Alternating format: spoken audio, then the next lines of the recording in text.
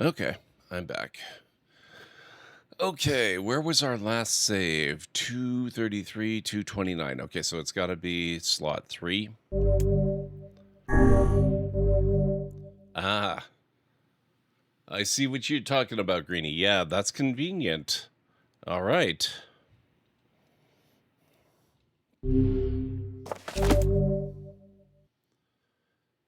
Exit the clear data save screen.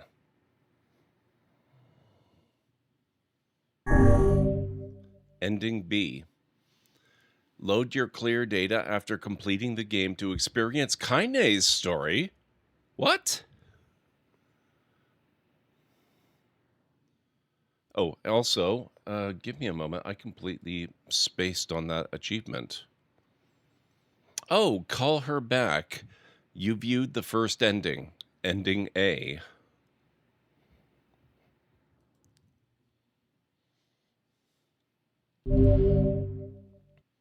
You can now read a departed mother's diary in your house. Wardrobe has been added to the options menu. New outfits can be obtained by progressing through a departed mother's diary. Change music has been added to the game settings section of the options menu.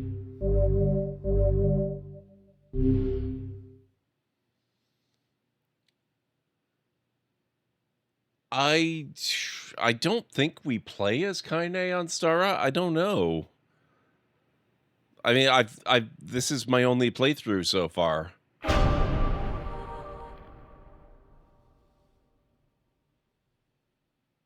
I assume I want continue and not new game.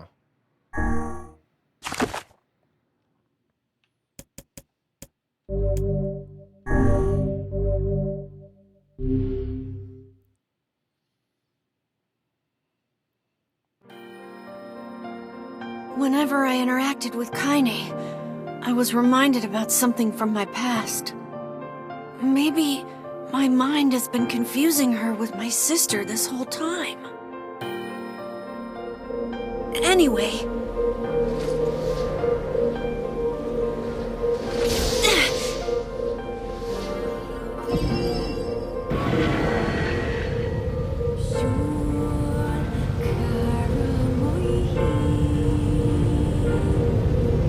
So we don't play through the part where he's young.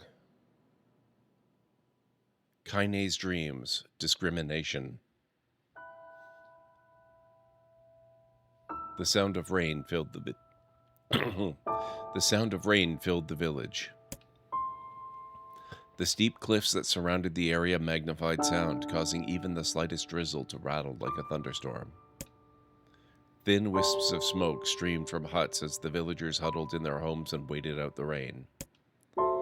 A single child, however, had braved the downpour and was now wandering slowly toward the wooden hawk-shaped weather vane at the center of town. The wanderer reached the vane, which had existed for as long as any could remember, and stared. The child's face was simultaneously delicate and fierce, like a teacup that had survived a shipwreck. Those traits combined with pale white skin to give the face an almost sexless quality. If the beak turns east, I go home. If it stays west, then I... The child blinked. Rain slowly dripped down the young one's short hair and began its long descent to the ground. Come on. Come on. The child felt a slight breeze and watched as the vein slowly creaked to life. Spinning this way and that for a moment, it finally settled with the beak pointing firmly toward the east. East? Really? Before the vein could move again, a jagged rock came spinning and tumbling through the air, striking home against the child's head. The force of the blow dropped the child to the ground as a hail of stones began to fall all around. Oh no, they found me. A heartbreaking smile crept across the child's face as the stones continued their assault. Through the rain, the sound of multiple footsteps grew louder before a voice rang out. Yoo-hoo! Kaine! The voice belonged to Demo, the worst of all the bullies in the Eyrie. As Kaine struggled to stand, a final stone came skittering through the mud and bounced against her foot. Blood oozed from a cut above her eye and blurred her vision, but she could make out the shapes of Demo and his usual gang of idiots. The boy seemed taken aback for a moment by Kaine's seeming indifference to the blood dripping from her face, but quickly regained his bravado. "What's up, freak? You like the rain? You like getting all wet? Or did you finally decide to run away from home?" Though she knew it was futile, Kaine turned to leave.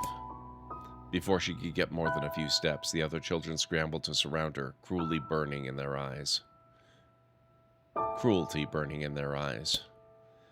Kaine knew these were not the only eyes on her. The tormentor's parents watched from the safety of their homes. She was attuned to this sensation. It was one she had experienced many times before. While some villagers simply turned a blind eye to the actions of their children, many encouraged it openly. In a society ruled by superstition and fear, Kaine was something to be hated, and if possible, destroyed. "I didn't say you could leave, freak." Demo's words chewed at her like a worm through an apple. "He can't hurt me," she lied to herself. "Be strong, be brave. He can't hurt me, he can't hurt me, he can't hurt." "Oh look, the little freak is gonna cry. What's wrong? Are you sad that everyone hates you and wants you dead?" Kaine prayed for the rain to flood down and carry her away from a world that seemed to have no place for her. But if there were gods, they chose to ignore her. As Demo crept ever closer, the clouds began to thin and the rain slowed.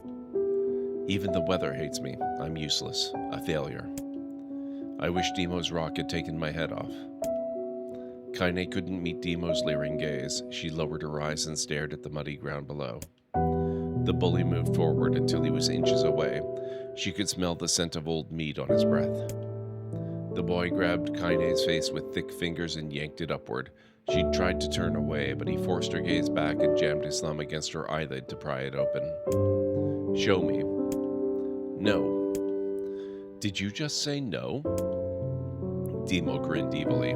"You don't say no to me. No one says no to me."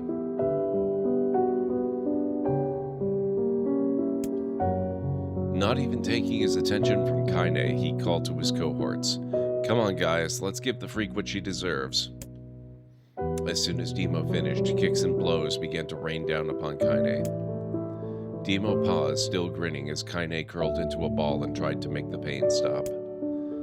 "I don't get you, freak. What you acting like a girl for, huh? Everyone knows what you really are." Kaine ignored the question, choosing instead to stare at the weather vane. It continued to point east, as if supremely confident about the future it had chosen for her. "Go home?" Yeah, that's a funny joke for someone with dead parents and no home to go to. "Freak," chanted the children. "Freak, freak, freak." Kaine closed her eyes and listened to the rain, waiting for the pain to start again.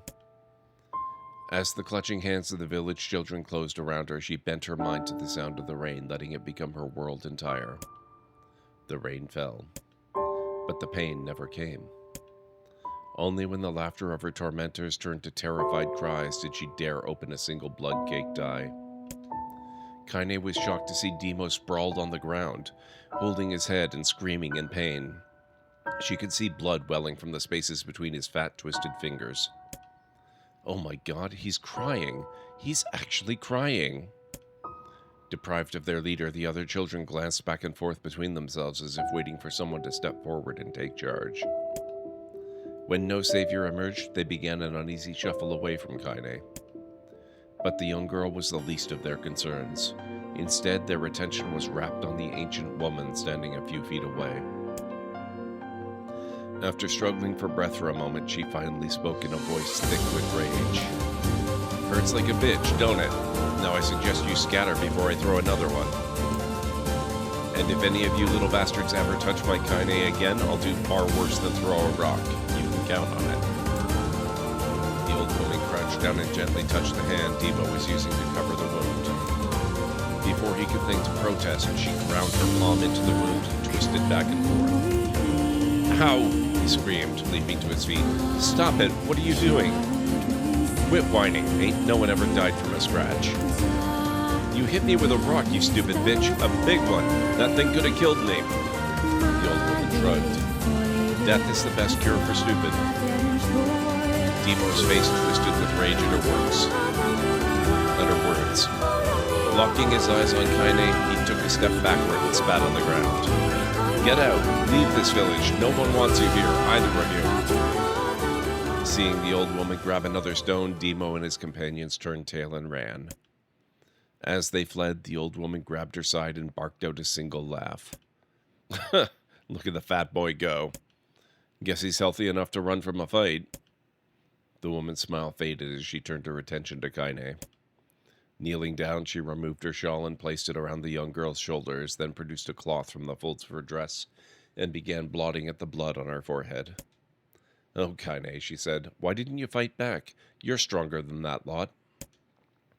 The words of her grandmother stung Kaine, and she turned away. Don't be nice to me, she said. I don't deserve it. Nothing matters anymore. Her tears, held in check for so long, finally began to fall on the muddy ground below. Everyone hates me. They think I caused bad things to happen. They think I'm a freak.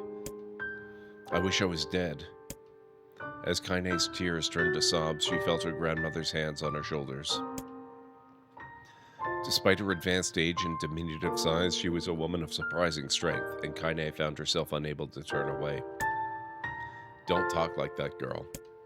It's a river wide and deep that flows between the realms of this world and the next, and it grants no mercy to any that attempt the crossing.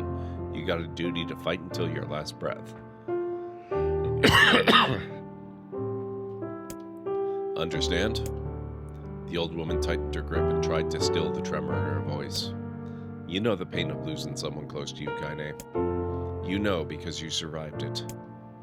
As the words hit home, Kaine was struck by the force of her love for the old woman.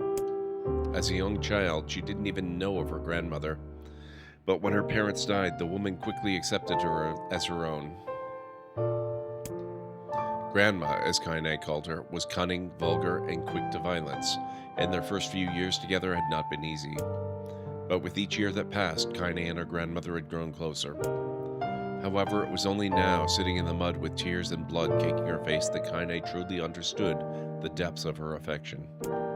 Here was a woman who had seen hard times, who had seen death, who had fought through all these things and somehow emerged on the other side. If anyone could understand Kaine's pain and loneliness, it was her. Do I make you sick, Grandma? Course not. Don't be an ass. Kaine drew her grandmother's moth-eaten shawl around her body and shuddered. But my body, it's not normal. If I was normal, then Mom and Dad wouldn't... Hush, interrupted Grandma. I'll not hear another word of this nonsense. You're my granddaughter and I love you, and if folks have a problem with that, they can just go to hell. With that, the old woman reached out and placed a wreath of dried flowers in Kaine's hair. The skill it took to bend the flowers without breaking the stems or losing a single petal was remarkable, and the beauty of it made Kaine want to cry all over again. Oh my gosh, these are lunar tears. Grandma, you made this for me? Lunar tears were legendary flowers. Most people could live their entire lives without ever seeing one, and yet her grandmother had somehow collected a dozen or more. Kaine reached up and touched the wreath as if she couldn't believe it was real. Where did you find these? Just stumbled on them while I was out doing the shopping. The old woman turned away as she spoke, leading Kaine to suspect that the search had been more difficult than she was letting on. The pains she took to construct the ornament, let alone track down the flowers used in its construction, made Kaine's heart hurt. She reached up and gently adjusted the wreath, admiring the way it felt between her fingers. Didn't quite turn out right, said her grandmother as she squinted at it. These old hands have trouble with delicate work, but it sure looks good on a pretty girl like you. Kaine blushed and turned away. You think I'm pretty? Of course you are. What a fool thing to say. Thank you, Grandma. Her grandmother smiled. We're gonna be fine, you and me, she said. Long as we got each other, we'll be just fine. Kaine took her grandmother's hand in hers, and the two of them struggled to their feet. As they began the long walk home, Kaine gripped the hand with all her might, as if trying to stop smoke from drifting away on the wind. The rain had stopped.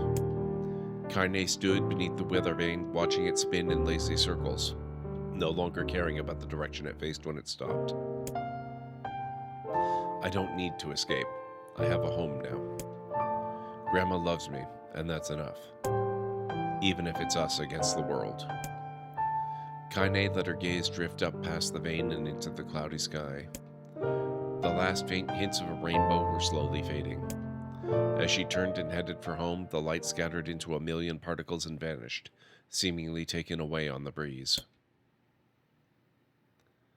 Kaine's Dreams, Daily Life. In the distance, Kaine heard the steady sounds of an axe striking wood. The noise had a purposeful quality to it, as though she was hearing a master woodsman go about his work. The firewood being produced, however, was as far from a work of art as could be. Pieces of every shape and size were being flung about a barren yard with wild abandon. Anyone trying to stack such wood would probably die of frustration before the job was through. Stupid piece of shit axe. Kaine's grandmother flailed away with the axe, filling the air with most splinters of wood and words that would make the most hardened sailor blush. "Grandma," called Kaine. "That you, Kaine?" yelled the old woman, taking her eyes off the wood for a moment. "Don't get too close or I might take your goddamn foot off by mistake." She brought the axe down on a piece of wood, sending chips flying in every direction. One spun past Kaine close enough for her to hear the whistle, at which point she decided to step back. Once she'd scuttled to a safe distance, she cupped her hands around her mouth and shouted, "Grandma, do you need help? I can get you water or lunch or, a new axe or something."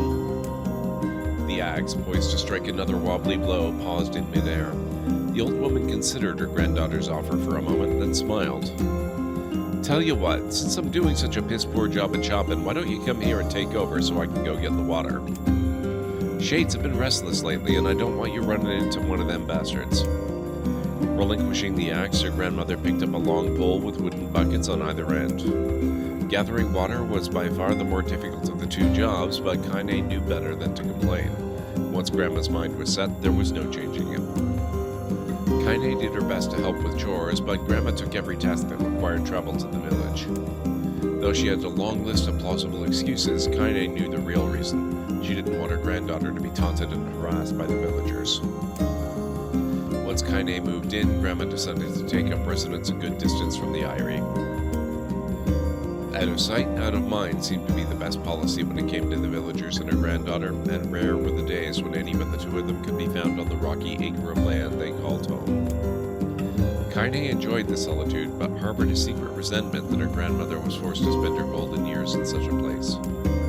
After watching her grandmother leave, Kaine turned her attention to the task at hand. She had never chopped wood before in her life, and soon discovered why the old woman hated the chore. Swing after swing of the axe produced only a tiny crack in the wood, and when she finally managed to connect with a solid stroke, the tool embedded itself in the log and refused to budge. Frustrated, Kaine swung the axe around her head and threw it, log and all, across the yard. Damn it, ugh, crap. She suddenly understood the joy her grandmother felt in a good curse. Happier now, she picked up the axe, forced it from the wood, and resumed chopping. She had a natural skill with a blade, but the task was challenging, and blisters soon began to form on her small pink hands. "This is tough, and my logs are all weird sizes." Spitting on her palms and ignoring the pain, Kaine redoubled her efforts. Just as she was developing a rhythm, Grandma returned from the village. Setting down her buckets with a small sigh, she took one look at the logs and coughed out a wheezy laugh. "Pretty clumsy, girl. You better practice if you..." Her grandmother suddenly collapsed to her knees, causing one of the buckets to wobble precariously. Eyes wide, Kaine dropped the axe and ran to her grandmother's side. "Grandma!" The old woman shook her head and pointed a trembling finger at the bucket. "Get the bucket. Can't let it spill." Kaine steadied the bucket with a foot as she knelt by her grandmother. A small bit of water sloshed over the side and made a new home in the hem of her dress, but Kaine didn't notice. Grandma, what's happening?" Crazed with panic, she grabbed her grandmother by the shoulders and shook. After a moment, the woman lifted her arms and batted Kaine away. "Stop that, just stop," she cried, breathing heavily. "It ain't like I'm dying. Just tired from the trip is all." Kaine desperately wanted to believe her, but one look at the old woman's shaking hands and worn face told her more than words ever could. Her grandmother had lived a long, hard life, and it seemed the bill was finally coming due. The time when her grandmother watched over Kaine was ending. Sooner than either of them had feared, the positions would be reversed. The next morning, Kaine came to the side of her grandmother's bed and took her wrinkled hand. "Grandma, you're sick and you need medicine. I'm going to the village." The old woman shook her head and tried to rise, but Kaine gently pushed her down. "It's all right," she said. "I'll be fine." Her grandmother fixed her with a gaze that could melt steel. After what seemed an eternity, she finally lowered her eyes and sighed. "Well, I don't like it, goddammit. But I guess I should quit being so stubborn and let you grow up." The old woman watched as Kaine strapped on her boots and made her way down the road to the village. Hours later, as an unseen sun made its way across a dark and rainy sky, she was still watching. Kaine moved at a brisk pace, checking her pockets every few minutes to make sure the money her grandmother gave her was still there. Every noise caused her to spin on her heels, making sure she wasn't being stalked by a shade, or worse, Demo and his gang. But she encountered neither tormentors nor shades, and Kaine finally found herself at the entrance to the village. The few adults she could see glanced sideways at her, then muttered to each other behind raised hands before slinking away into the shadows. Her heart racing, Kaine took a series of rapid, shallow breaths and tried to calm herself. "I have to prove myself. I have to help Grandma. I have to be strong." She chanted those words to herself over and over as she slowly made her way. Finally, her eyes settled on a rotund older woman who was angrily waving her arms in the air and telling anyone who would listen exactly what she thought of Kaine's presence. "Hey, lady," said Kaine with a bravado she did not feel. "Where's the apothecary?" The woman's flabby cheeks shook in bewildered anger. "How dare this thing speak to me?" they seemed to say. But Kaine saw that her eyes held a different emotion: fear. "Yeah, we're both scared, lady. Trust me on this one." "Which way?" Kaine repeated. The woman pointed at a small building to her right before hitching up her dress and stumbling off in the other direction. Kaine cringed, expecting a stone to come flying from the assembled crowd, but none came. Her mind was filled with a strange sense of pride as she made her way to the apothecary, but the new emotion had little time to take root, for as soon as she opened the door, she noticed a familiar customer on the counter. It was Demo. He'd clearly been sent here on some kind of family errand because his gang of followers was nowhere to be found. "Oh my god," he sputtered. What are you doing here, freak?" The insult was delivered without force, and Kaine happily ignored it. Stretching on tiptoes to see over the counter, she asked the shopkeeper for the medication. "Huh," barked Demo. "The old bitch finally keeled over." "Go to hell, Demo." The boy's eyes grew so wide they seemed ready to fall out of his head, but before he could let fly a comeback, or worse, a punch, the apothecary told them to knock it off before he kicked them out of the store. Demo slunk out of the shop, cursing Kaine under his breath. Once he was gone, she allowed herself to breathe once more, taking a brief tour of the shop while the owner prepared her medication. Countless tiny bottles filled the cramped store, each with a label written in some indecipherable language. An ocean of aromas assaulted her nose, creating a scent that was exotic but not altogether unpleasant. Seeing such a variety of supplies gave Kaine a sense of peace.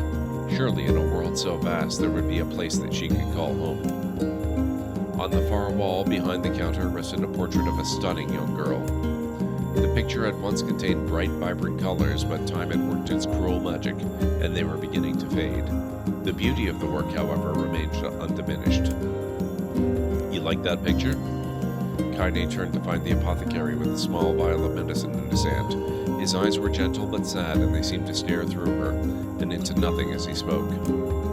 "That's my daughter. I sketched it when she was just a little girl. She's been dead a long time now." Kaine didn't know how to respond. She just stared at the portrait and tried to come up with the right words. "Pictures are wonderful things," continued the shopkeeper. "They let the ones closest to you live on forever." He shook his head slightly, then looked down at Kaine and smiled. Handing her the medicine, he reached into his sizable green apron and produced a handful of old wax crayons. "You should have these. There's no one left that I wish to draw." Kaine took an instinctive step back, causing the shopkeeper's face to darken. Yes, I've heard the rumors about you, he said. It's a small village, and word travels quickly. Between you and me, I'm not sure which of them to believe, but I also don't think they matter much. I know your grandmother, Callie, and I think the way she was driven out of this town is just deplorable. Grandma's name is Callie, thought Kaine suddenly. She was still mulling this new fact over in her mind as she reached out and gently took the crayons from the apothecary's hands. Your grandmother is an old friend of mine, he said as Kaine scooted away yet again, and I owe her much. I wager she would like it if you drew a picture of her. Yes, I think she would like that very much. Kaine murmured a quiet agreement, but inside her heart was bursting. Never before had a villager treated with anything but complete contempt. It was a tiny, almost imperceptible step, but it was a step nonetheless, and with enough tiny steps, she might one day discover the rest of the world. When Kaine returned home, she found her grandmother asleep in her bed. Her feet were blackened and raw, even bleeding a bit in places, leading Kaine to think that she had been pacing around the room until exhaustion finally caught up with her. She placed the medicine by her grandmother's pillow and turned to leave, but found the old woman's hand clasped around her arm. Back already, are you? Asked her grandmother with a yawn. Come here, let me have a look at you. Grandma sat up and examined Kaine from head to toe. Finally satisfied that nothing terrible had befallen her grandchild, she leaned back and allowed herself to relax. Well, how was it? Those bastards give you any trouble? It was kind of fun, said Kaine with a small smile. No, seriously, it was. Fun, eh? Asked her grandmother in a voice which implied she believed anything but. Hey, Vera Johnson, how's it going? It's good to see you. Uh-huh. So anytime you need me to run an errand, just let me know. As she spoke, Kaine removed the crayons from her pocket. After a brief explanation of their source, she informed her grandmother that she was going to sketch her portrait. A portrait of me? Ridiculous. No one wants to stare at a wrinkled old crone. But Grandma, it'll make you live forever. Horseshit, said her grandmother, throwing back the sheet from her bed. Living forever would just piss me off. I put those crayons away and help with dinner. Doing good so far. How are you? I'm doing pretty good. We finished playthrough A of NieR Replicant, and now we are just at the very beginning of playthrough B, which so far has been exclusively text-based, but that's okay. What have you got going on so far? But Kaine would not relent, and in the end, Grandma found herself leaning against the wall of their house as if posing for a master artist. Kaine took up the crayons, eyed her subject carefully, and set to work. Just as her grandmother was about to nod off, Kaine finished the piece. After staring at it for a bit, she released it from her grip and let it slowly drift to the floor. It's terrible. It doesn't look like you at all. I'm sorry, Grandma. I thought these crayons would, make drawing easy or something. The old woman's eyes narrowed at her granddaughter's disappointment. Let me be the judge of that, she said, ignoring the pain in her back and reaching for the paper. The sketch could have been a person's face. It also could have been a boulder, a lump of clay, or an incredibly misshapen loaf of bread, all rendered in a chaotic array of colors. The old woman stared at the picture for a long time, then slowly wheezed out a laugh. Oh, Kaine, she said between laughter, you truly are my blood. You're as clumsy as me and I love it. But, hush, I won't hear any more bull about how ugly you think it is. It came from the heart, and I'll treasure it always. True to her word, the old woman gave the picture a place of honor above the kitchen table. In the days that followed, Kaine would often catch her staring at the portrait with a strange smile upon her face, an action she interpreted as silent, mocking laughter. A week later, Kaine could stand it no more and asked her grandmother to take the artwork down. Waiting on my website developer and fashion designer to finish work on the international pay gate. It should be done soon, give or take a few. That's awesome, Vera Johnson. Oh, a few days because it has to link to the website and bank account. Oh man. I hope it goes well. I actually forgot how long this bit is. That's fine. It's okay. Posh, said the old woman. I'll take this down when they roll me in my shroud. She pondered this for a bit, then turned to Kaine and dropped to one knee. Listen to me, girl. Seeing this picture makes me happy in a way I've never felt before. and it makes me want to go on so that someday you can feel the same happiness. It was a moment that burned itself in Kaine's memory, a perfect blend of pride and love and joy that came together to form a lifelong remembrance. She swore to never forget this moment, to never forget the old woman who had made her place in the world possible. Time moves on, people and memories move in and out of a life like ghosts passing through a hall. But this moment will be different, Kaine swore, because I will remember it forever. Forever. Kaine's dreams. Separation.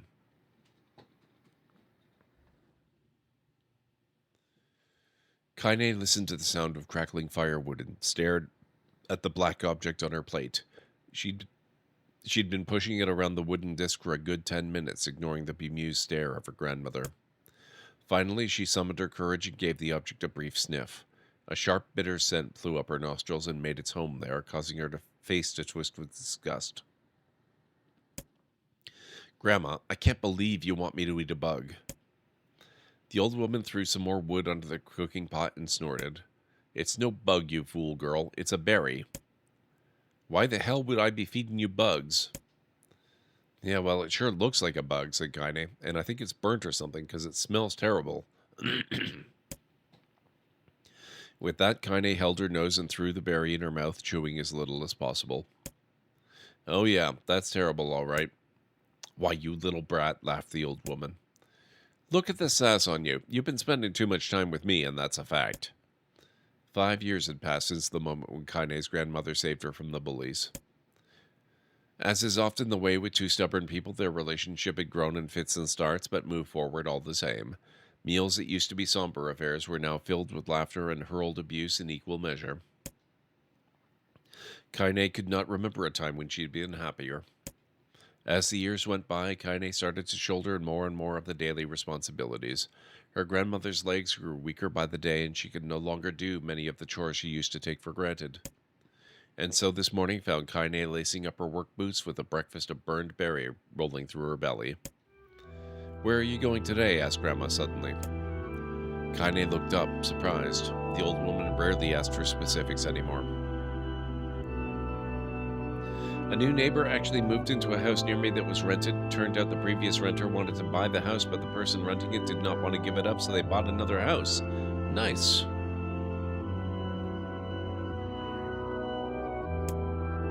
Well, I was going to check out the kelma trees and see if they were ripe. I thought we could make some jam or something.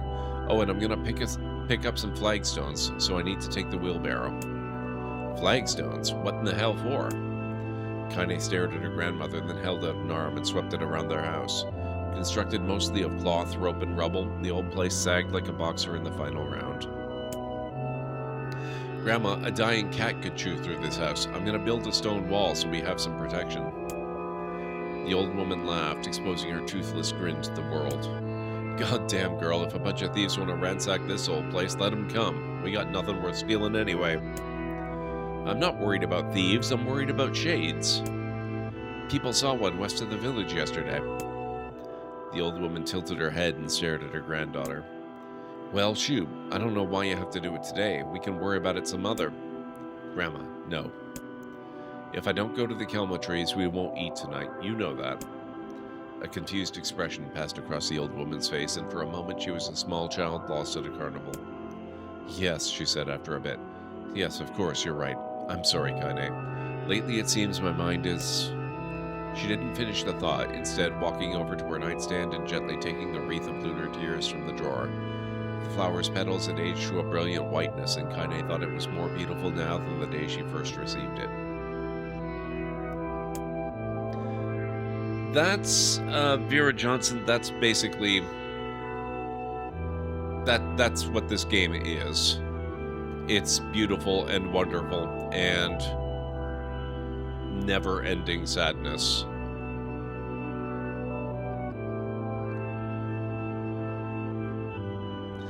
You're gonna be a true woman soon, Grandma said as she placed the flowers in the girl's hair. So that means less chatter about shades and building defensive walls, and more about how beautiful you become. Annoyed, Kaine reached up to remove the garland, but the look in her grandmother's face stopped her hand. You're a beautiful thing, said the old woman, and there ain't another like you in all the world. I'm very proud of you. Okay, Grandma, that's enough goddamn compliments for one day. Such a mouth on you. Where did that come from? Gee, I wonder. I'll teach you to sass me, girl, yelled Grandma. Suddenly, she lurched forward and grabbed Kaine by the ears, pulling her around the room with a crazed grin on her face. Grandma, yelled Kaine in a quaking voice. Grandma, stop it. What the hell? The old woman stared at her and blinked, then slowly held her wrinkled hands out as if it was the first time she'd ever seen them. Oh, I don't know what happened there. I'm sorry, girl. Sometimes my mind just... Kaine thought the look on her grandmother's face was the most heartbreaking thing she'd ever seen. Listen, she began. Maybe I should stay home after all. No, I won't have you stay here to keep an eye on an old codger like me. You go get your fruit and your wall and whatnot. I'll be fine. And when you come back, I'll have a nice grasshopper dinner waiting for you. Kaine rolled her eyes, then kissed her grandmother on the forehead and made ready to depart, trying desperately to ignore the worry that was gnawing at the walls of her heart. Kaine could feel the old woman's eyes watching her as she moved down the path. Don't turn around, she told herself, but in the end, the temptation was too great. She spun on her heel for one final look and saw a small, bent woman standing in front of a ramshackle hut with a sad expression on her face. God, she looks so old now. It's like the wind could reach down and just carry her away. Kaine worried about her grandmother all day, causing her work to suffer. What little fruit she could collect was tossed carelessly into the wheelbarrow, and she only found a couple of stones before losing interest in the project. Finally, as dusk approached, she decided to call it a day. Cursing herself for the lack of focus, Kaine pushed the nearly empty wheelbarrow back down the path. As she crested the final hill, she suddenly froze in place. The wheelbarrow fell from her fingers and collapsed on its side, sending a few pieces of wrinkled brown fruit rolling back down the hill. Her gaze was transfixed by a thick black cloud that hovered just ahead. Tracing its path with a finger, Kaine suddenly felt her stomach knot in on itself. Oh gods, no! Her grandmother's house was ablaze, the flames licking up as if trying to touch the sky itself. Grandma? Grandma!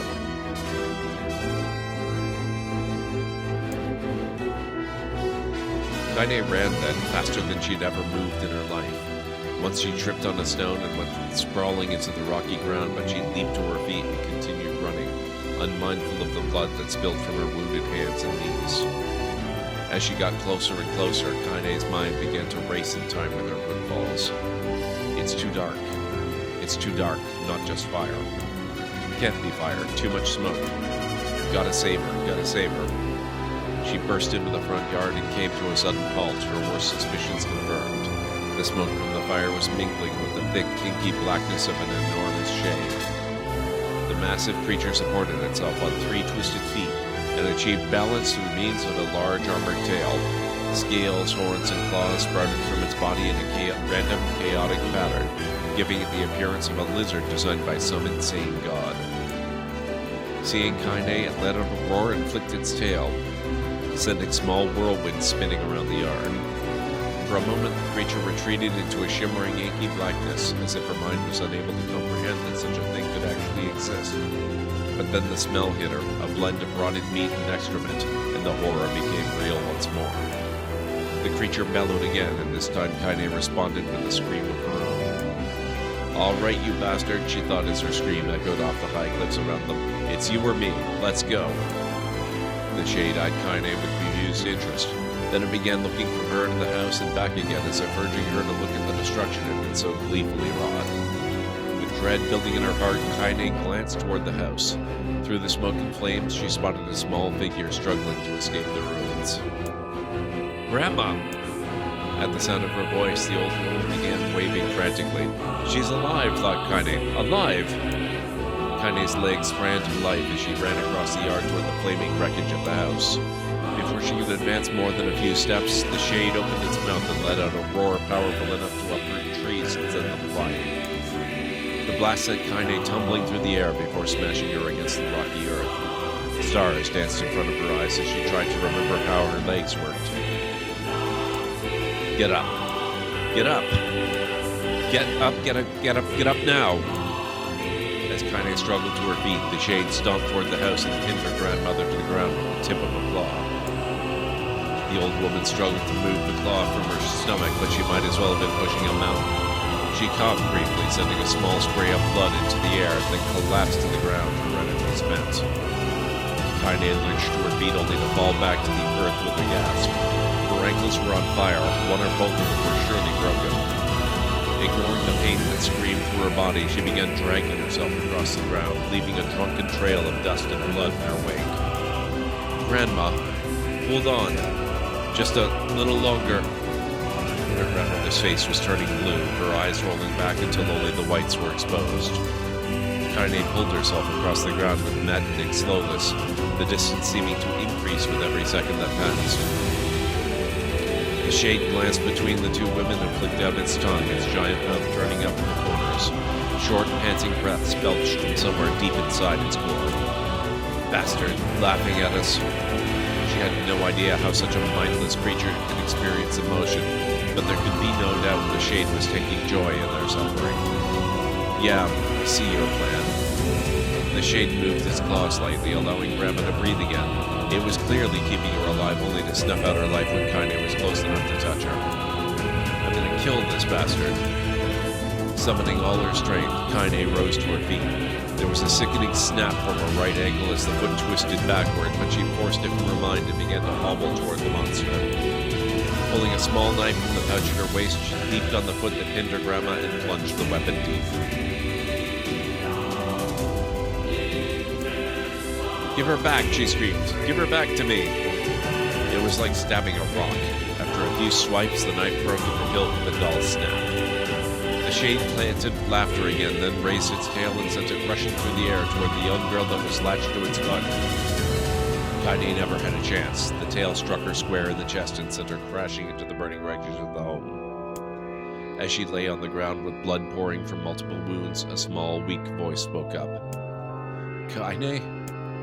Kaine's vision blurred, but she forced herself to focus on the sound. Finally, her eyes cleared enough for her to make out her grandmother's hands reaching out to her through the smoke. "Grandma?" "Kaine, you gotta run. You can't mess this one." Kaine grabbed the hands and held on with all her strength. "Grandma, come on, we have to go." The old woman coughed loudly. One of her hands, slicked with blood, slipped from Kaine's grasp and thumped at the ground below. "Grandma, no! No! I said run, goddammit! You have to live. You have to get through." The thought would stay forever unfinished. Before she could say another word, the shade's clawed foot descended, smashing through the remains of the roof and down upon the shattered figure of the old woman. Blood oozed from gaps in the creature's toes as the terrible putrid smell assaulted Kaine's nose once again. She stared at the foot, dumbfounded, convinced that what she was seeing could not possibly be real.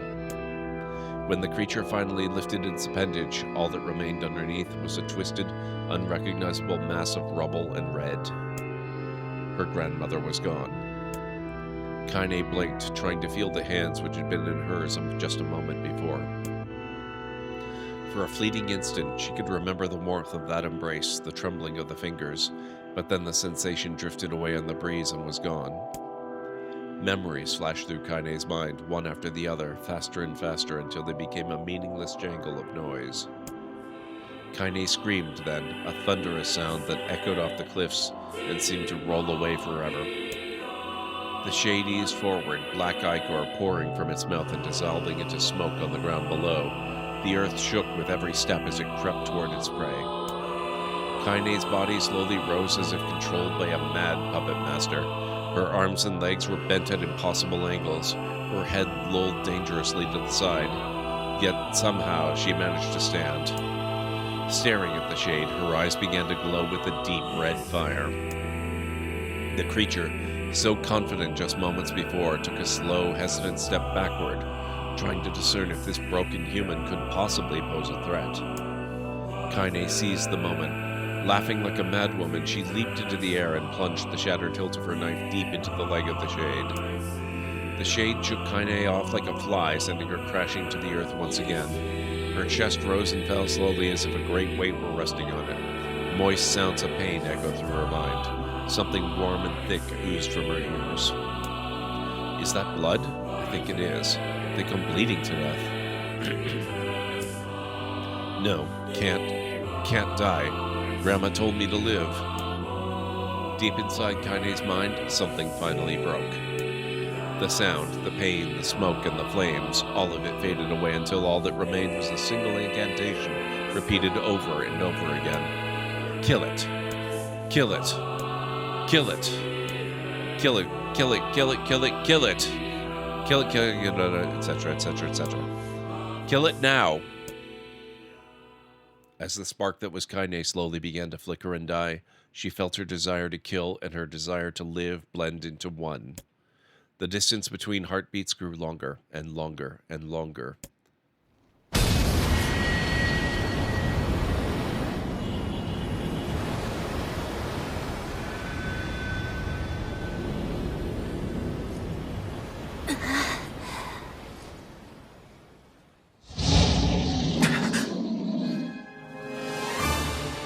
The beast approaches.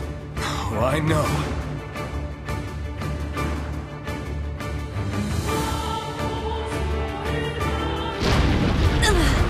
I had actually totally forgotten what we were doing when that started.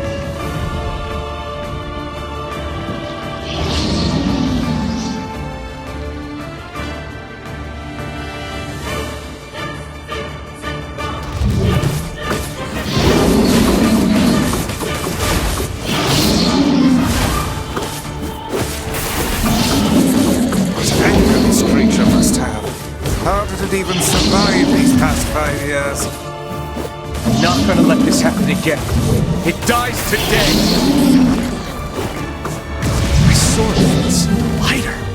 It's not the blade, but the skill of the user. Strike it down.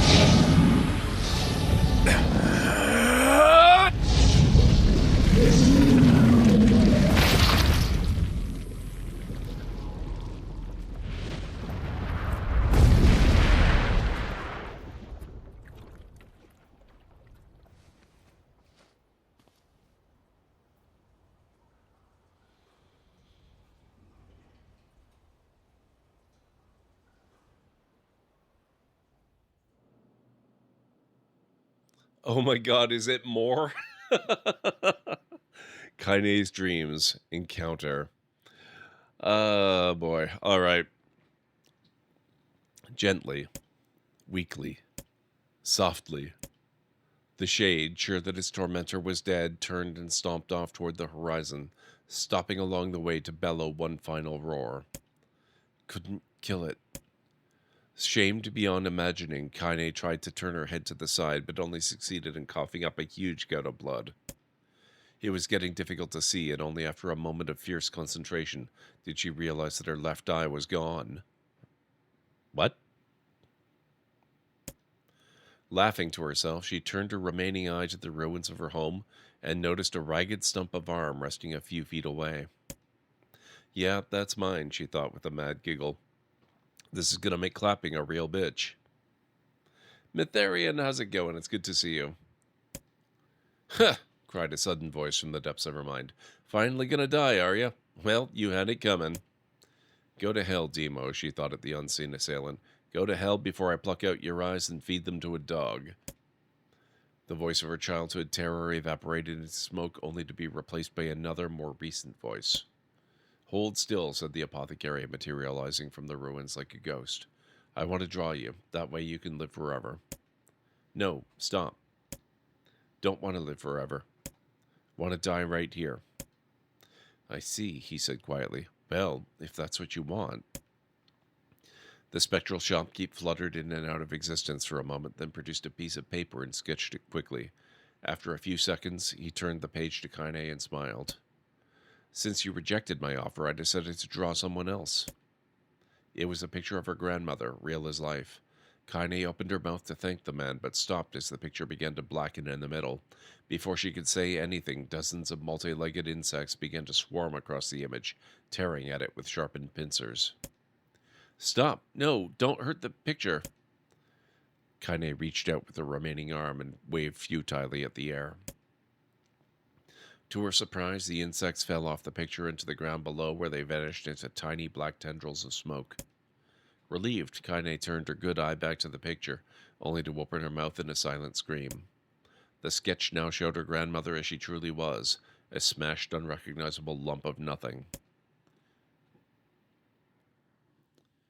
3 minutes, guys. 3 minutes, and we will have to pause in our reading of what apparently is NieR Replicant the book, and resume after the break.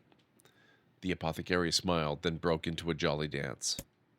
See that? He cried as he danced his jig. It's perfect now. She looks just like you. I look like that? Oh God, I'm gonna die. I'm gonna die. Drowning in despair, Kaine laid her head back in the mud and smoke of her ruined house and waited for the end to come. But just before she let everything go, an unfamiliar voice began whispering in her ear. Ain't you got a wish, sunshine? The voice was vulgar and fierce at the same time, as if insanity had somehow found a way to take form. Kaine wanted to scream as the voice crawled under her skin, but her lungs refused to work. You know, a wish, like a prayer or something? Why don't you get on your knees and start praying to heaven? Please, invisible man in the sky, save me, save me. Kaine finally resorted to shouting at the voice in her mind. I don't make wishes, they don't come true for me. I'm a curse, a freak. I should be left to die.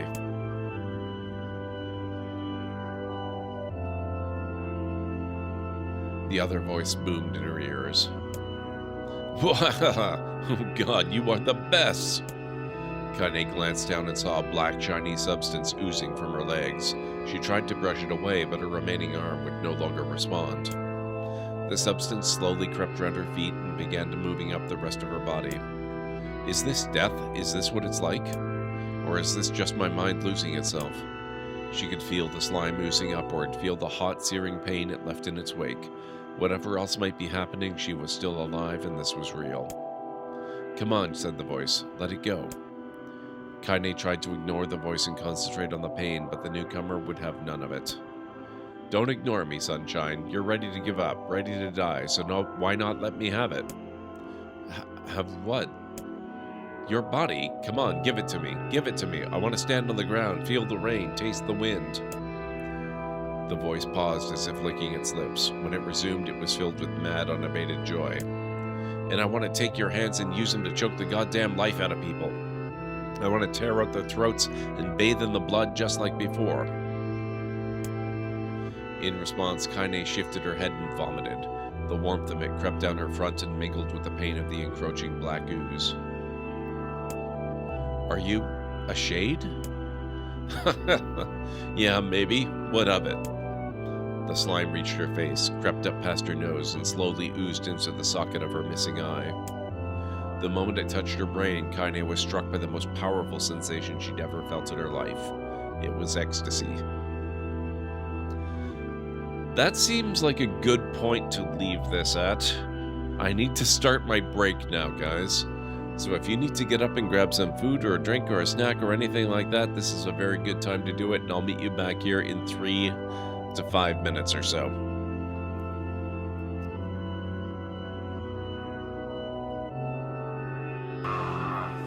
Rick the door technician? What?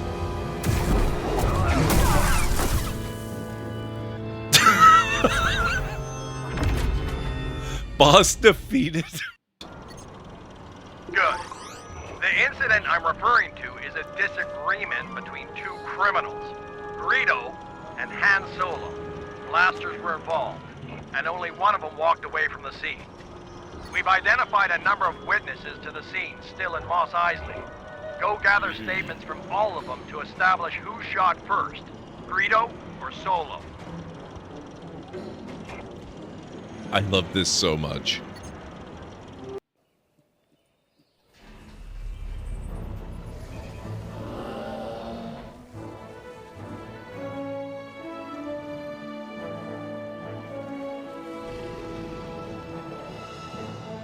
Look at that. They're all different.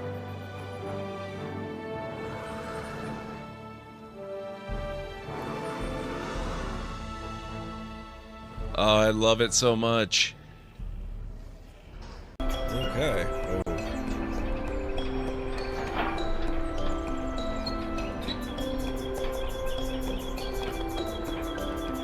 Ooh, good job, Lopover. Yes.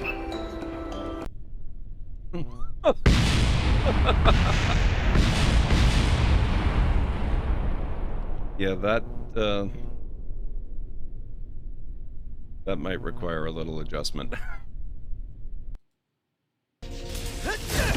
Just like the generator outside! Only huge! What are you doing? Mom, stop! Mom, alright? You gotta get out of there, man. Can you move? Yeah. Go down that hallway. Now! I feel real bad right now. It's tearing me. Again. I feel... Just a little.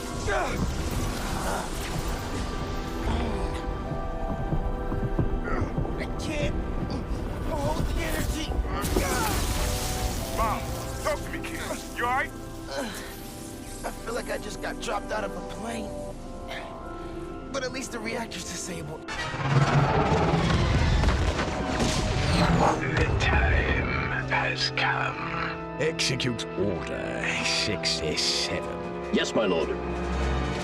No, no. Not 67. Order 66. Execute Order 66. Yay! Oh,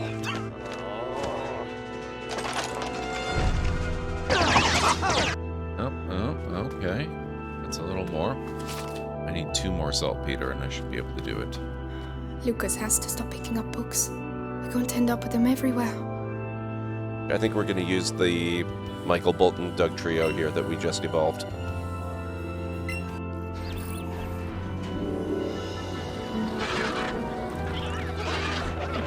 There we go. Okay, I'm Isaac Clement. Together, we'll create the most spectacular dinosaur park imaginable. And hopefully not die in the process. Really, I don't want to die.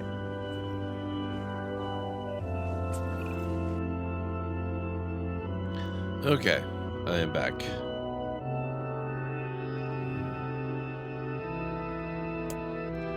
She wanted to scream with delight, but all she could manage was a small whispered moan.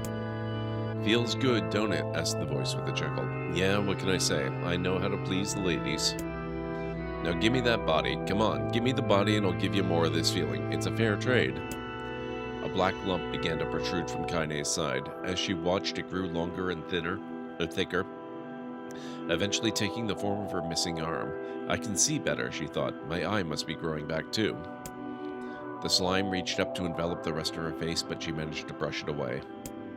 Stop, she whispered, marveling at how she had regained her voice. Stop. The black ooze hesitated as if considering this request, then quickly shimmered down her body before disappearing in a cloud of smoke. Ah, what the hell, Sunshine, screamed the voice. We had a deal. I thought you wanted to die. Grandma said, can't die yet. A brief image of her grandmother, bloodied and broken, flashed before her eyes. She saw the shade that had killed her and heard its mocking laughter, then closed her eyes and forced the image from her mind. Her whole body was quaking with rage. When she opened her eyes again, they burned bright red. That thing took my grandmother. I have to kill it before I die. Kaine glanced down and saw a mysterious pattern, the pattern of the shades, burn itself into her left arm. Well, I'll be damned, said the voice cheerfully. Look at that, Sunshine. I think you and me are going to be good friends now. Kaine stared intently at her arm. The more emotional she felt, the more the letter seemed ready to puncture her skin and begin infecting the rest of her body. The arm clearly had a will of its own now. Stop. Gotta stop. Holding her left arm in her right, Kaine took a deep breath and tried to calm herself. Come on, don't fight it, pleaded the voice. Hate's my favorite dish and I'm hungry. Let it go, feel the anger, burn with the fire of revenge, thirst for blood, then go out there and... Shut up and get the hell out of my body. Your body? Oh, that's rich, Sunshine, real rich. Look, why don't you just up and die so I can have this body all to myself? What do you say? I bet those buddies of yours in the Eyrie would love to see you dead. Kaine grabbed a nearby shard of glass and tried to saw off the shade-infected portion of her side. Before she could, her darkened left arm grabbed her right wrist, crushing it. Kaine screamed and dropped the shard as the sound of bone crunching on bone filled the air. Stupid idiot girl, you're possessed now, Sunshine, and there ain't no going back. The voice laughed again, a loud, long wail that seemed to go on without end. Possessed? Whispered Kaine. Yeah, possessed. You and me, we got what you might call a timeshare arrangement. Remember how folks used to think you were a freak? Well, wait till they get a load of you now. Kaine looked up, tears in her eyes. The sky seemed smaller somehow, darker. Is this because of that shade? Is this how they see the world? So, listen, purred the voice. I know this whole possession thing seems a bit sudden, but it ain't all bad. There's plenty in it for you, too. I'm a very powerful creature, Sunshine, and now that power belongs to you. You got enemies? People you want to kill? I can make it happen. That little fat kid who kept picking on you?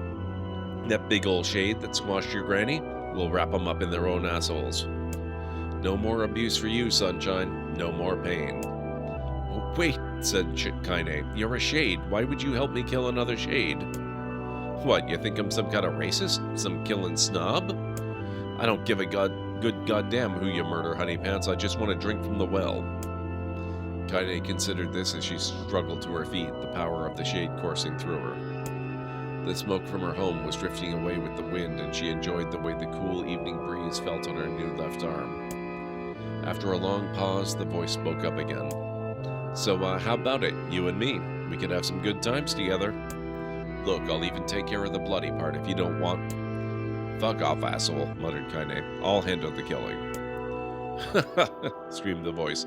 Look at you go. Oh, Sunshine, we're gonna have so much fun. So listen, my name's Tyron, and if you ever need me, I'll just be hanging out in this piece of meat you call a heart. Now get to it. The more you kill, the more your heart turns rotten and sour, and I like rotten and sour. Kaine found herself nodding at the voice. Yeah, she said. Yeah, I think this can work. I'm gonna find that shade, and I'm gonna strangle it with its own guts. And when I'm done, I'm gonna do the same to you, Tyron. Count on it. Ha! Laughed Tyron. I have shit bigger than you, so good luck with that. Oh, and hey, one more thing. Right now, you and me are sharing this body, but if you ever run out of hate, if you ever, go soft, then I'm gonna take over everything. So keep on killing, Sunshine, and watch your back. The voice grew fainter and gradually faded away, fading to somewhere deep inside Kaine herself. Kaine waited until she was sure the voice was gone, then waved her new left arm around a few times. It feels perfectly normal, she thought. It feels like mine. Desperately, she began poking and prodding at the new limb, determined to find something wrong with it. She didn't want it to feel normal. That would mean the creature inside her had already won. I am not a shade. I am Kaine. Repeating this mantra in her mind, she slowly began digging through the rubble of her house, being careful to ignore a certain red-stained spot in the corner.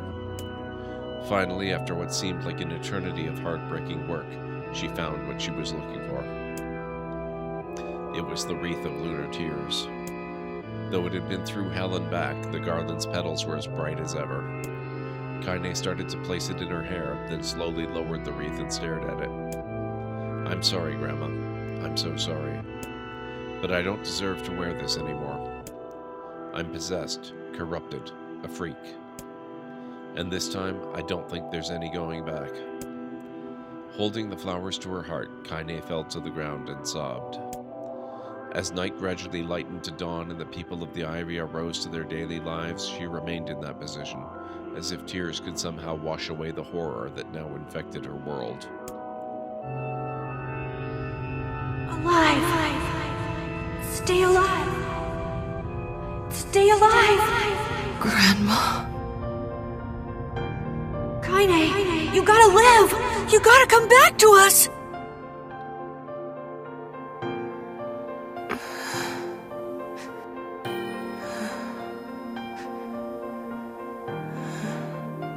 Oh, hey.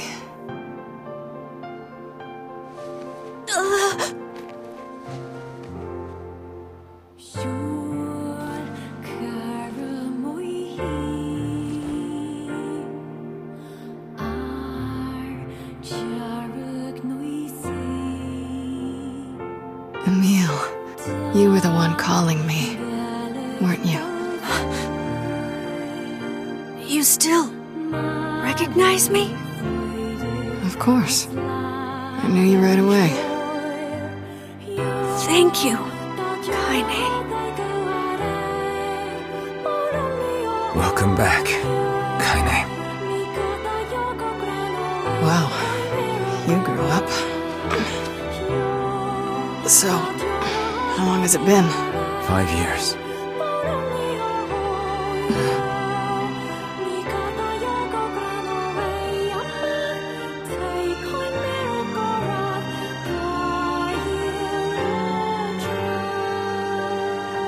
Shit. That's a long time.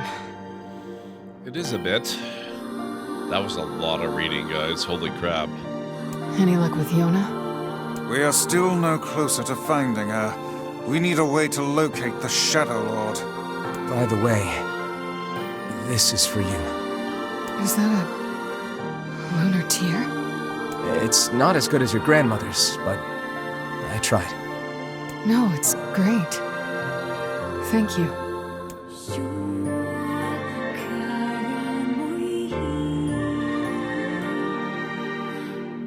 Kaine waking from her long, petrified sleep. Emil's unflagging kindness. Our reunion was a happy one, and we let it wash over us like rain. That is, until Devila and Popola had to go and ruin it all.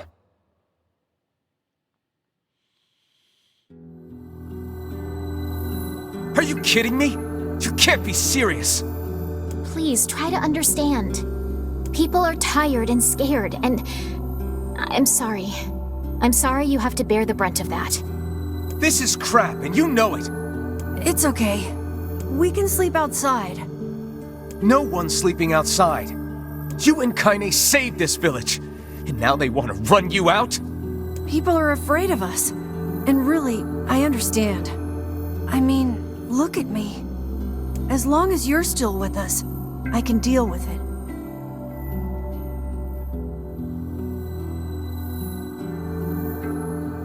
I think you should just rebuild your tree fact collection, Greedy. Take it as an opportunity to build an even better collection. I love the idea that you were accosted by a friend's birthday, though. That's kind of an amazing image. I do hope you make it home soon. The band Cake, they give out saplings of fig trees at every one of their concerts. I never heard of the band, but that's a pretty awesome concert gift. Right, Kaine? I'm used to sleeping outside. But... We'll see you later. Sorry about this.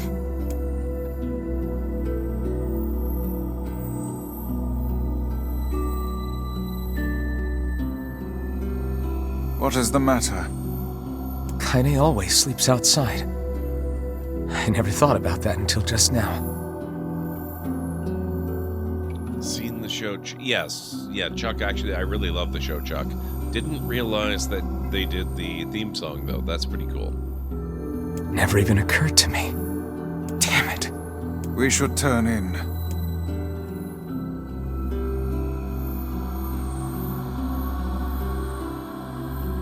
I didn't get much sleep that night. For the first time in my life, I hated Devila. For the first time in my life, I doubted Popola. But those feelings are pointless in the end.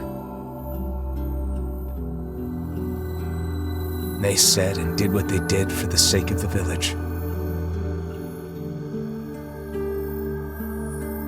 To protect it from the horror of the Shades.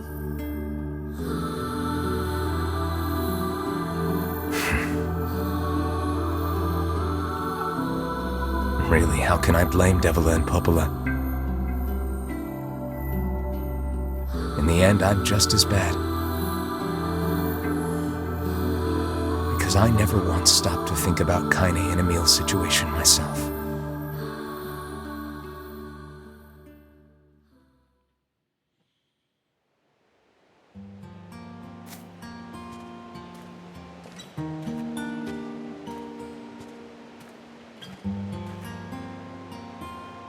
I should apologize to Kaine and Emil. But what good would that even do? I got a fire going, Kaine. Wait, is that... Campfires are weird. I'm so happy to get to talk to you again, Kaine. Yeah, me too. I tried everything I could think of to save you, you know. Okay, this is new and very cool. What the heck? I polished you with a special cloth. I poured warm water over you. Wait, you poured water on me? Yeah, but it didn't really do much except make you all shiny. Hey, Emil. Thanks for saving me. I guess you noticed how I look different now. A little bit. Just, in the wrong lighting. I'm sorry, Emil. I'm sorry for all of it. Well, I mean, this new form isn't all bad, you know? At least I can look at you when we talk, right? Hey, so why don't you tell me something about yourself? I'm not very interesting. Sorry. Come on, I just want to know you better. Please? Fine. This all happened when I was a kid. Before the whole shade possession thing. My body is... different. And when the villagers found out about it, they started treating me like a freak. But one person, my grandmother, accepted me just as I was. No matter how bad things got, she gave me the strength to keep going. She's really special to you, huh? Yeah. Oh, hey! That gives me an idea. Since we cured your petrification, we should start looking for a way to cure your possession in my body. I know we can do it if we all work together. Heck, it'll probably be super easy. Let me guess. More warm water? Couldn't hurt. Okay, can we just forget I told you about that?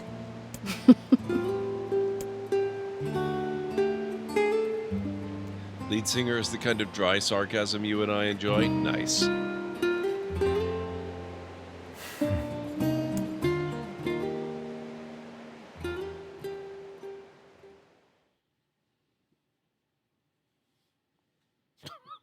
NieR brought a chick home with him. Sleep well? Sure. And yet your red eyes tell a different tale. Don't be so hard on yourself, lad. I need to go see Devila and Popola. Very well.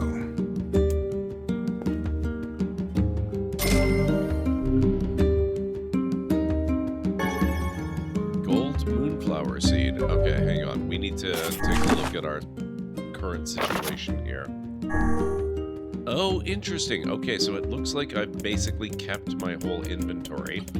That's interesting. We still have the Fisherman's Gambit quest. And it looks like we just might never be able to finish these ones. Which sucks. Oh well. As long as they're not important, then I guess it's okay.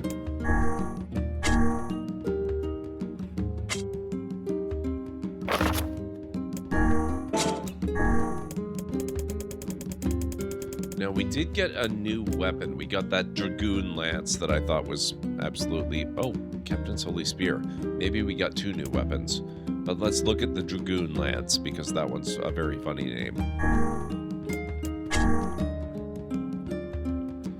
He had grown old. The king's dauntless gaze had lost its light, and his stalwart body had grown soft. What's more, every ounce of fear and vanity he had gained with age now gnawed away at his heart.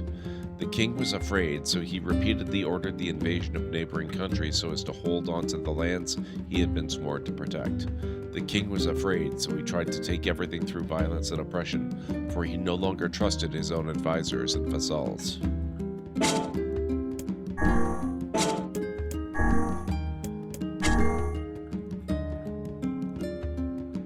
Nope, same game, Ansara, although we have now officially begun playthrough B.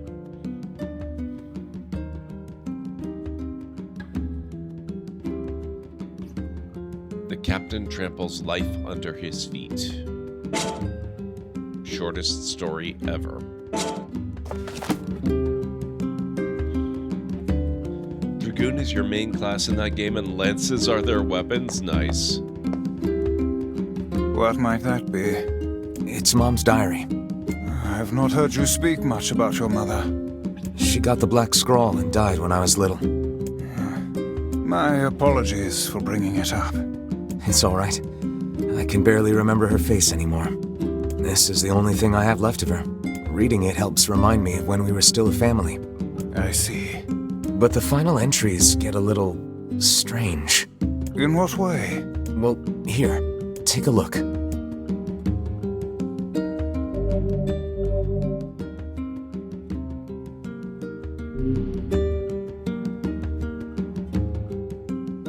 Say there.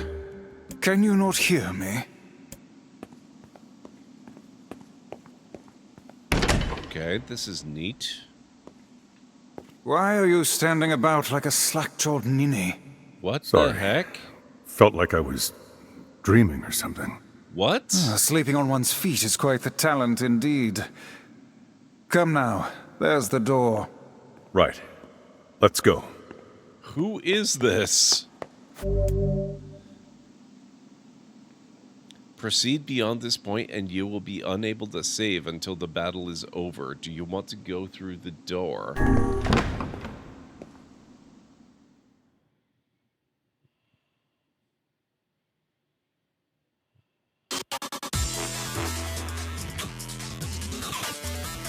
That is the world of the recycled vessel, created to avoid the destruction of all.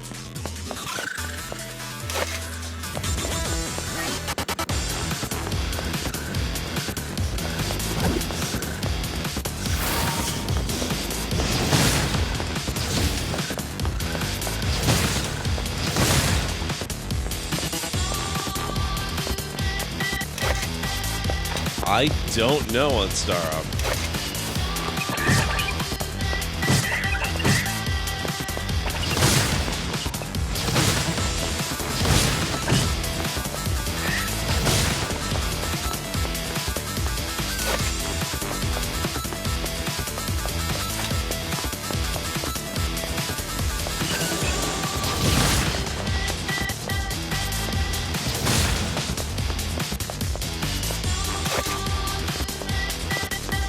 This looks almost like it could be the same tower that we were in at the end of the last playthrough in the Shadow Lord's Castle.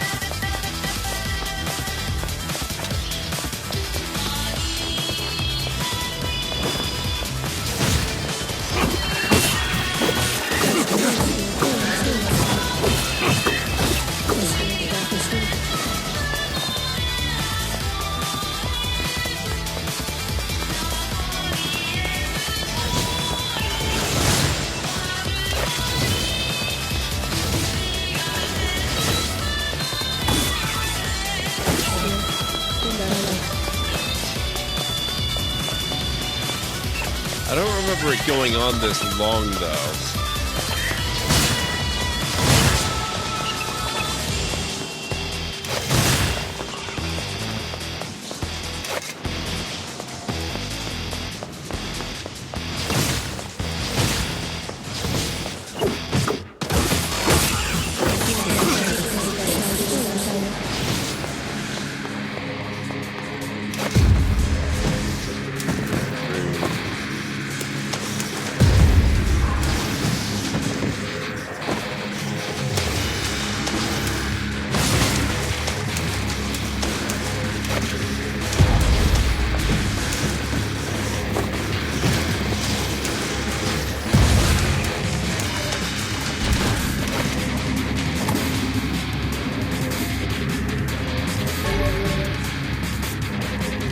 Medicinal herb.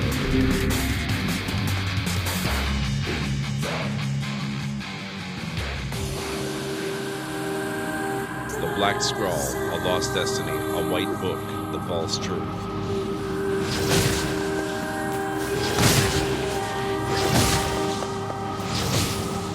Oh, this is the yard of the mansion.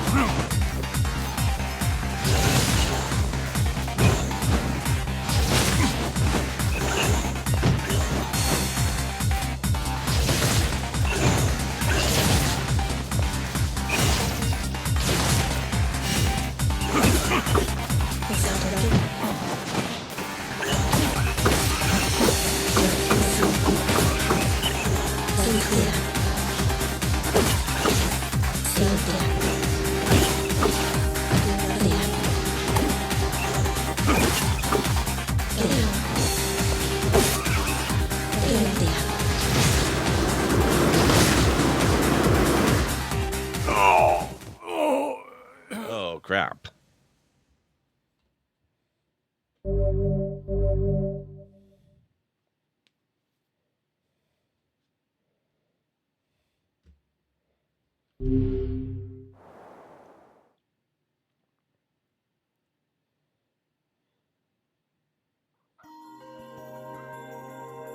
My word.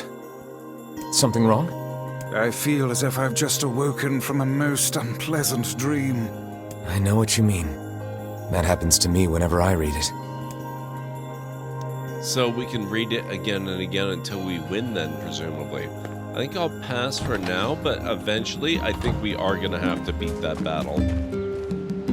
It was kind of fun, I gotta admit.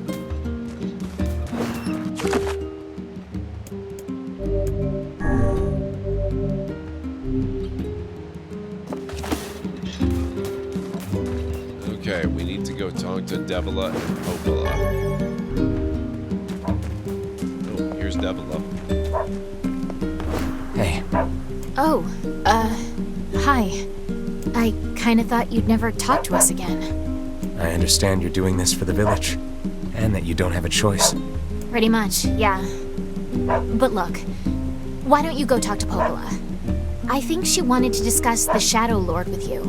I'm headed there next. Oh, and Devila? Yeah? Sorry about yesterday. I shouldn't have lost my temper like that. You don't need to apologize. Anyone would be upset when their friends are hurting. Let Emil and Kaine know that we're sorry, alright? Alright.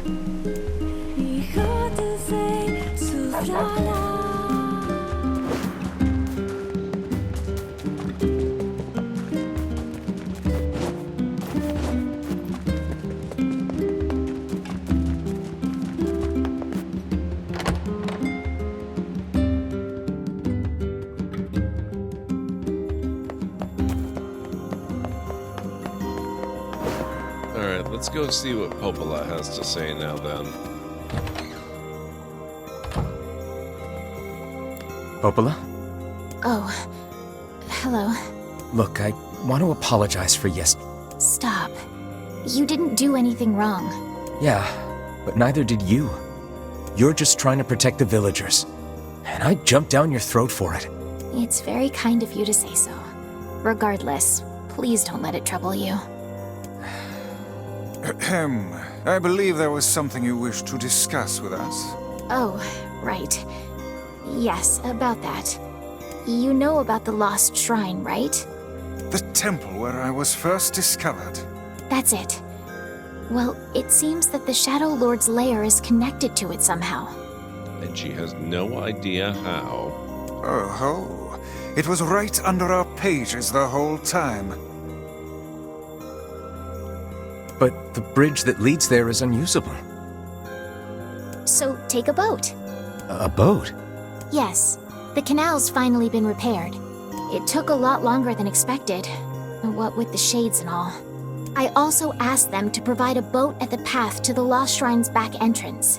The ferryman will let you use it free of charge. That should make it easier for you to move from town to town. Thanks, Popola. I feel like you've done so much for me. I'm really grateful. All right, I'll see you around. And for the love of everything, be careful. No promises.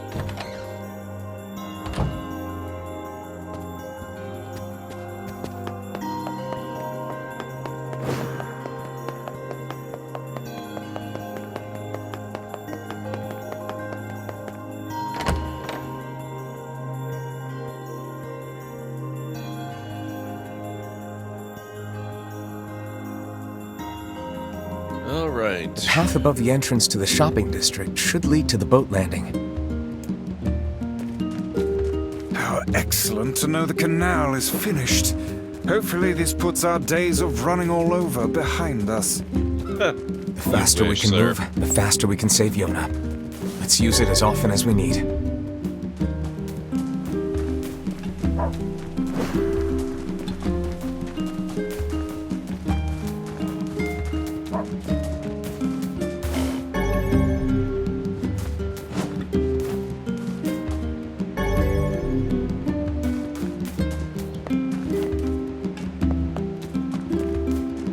So we will go take a quick pass through town, see what people have to say, if anything.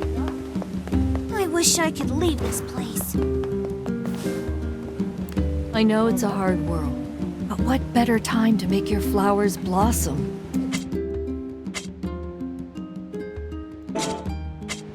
My husband keeps nagging me about... Okay, not much there. I worked it out. The two boys are going to stay with Popola.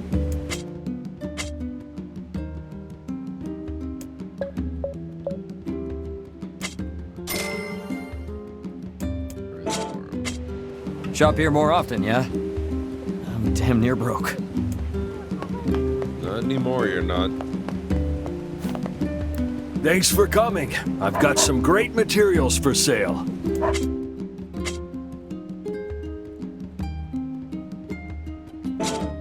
Doesn't really Things look sure like are anything rough I lately. need.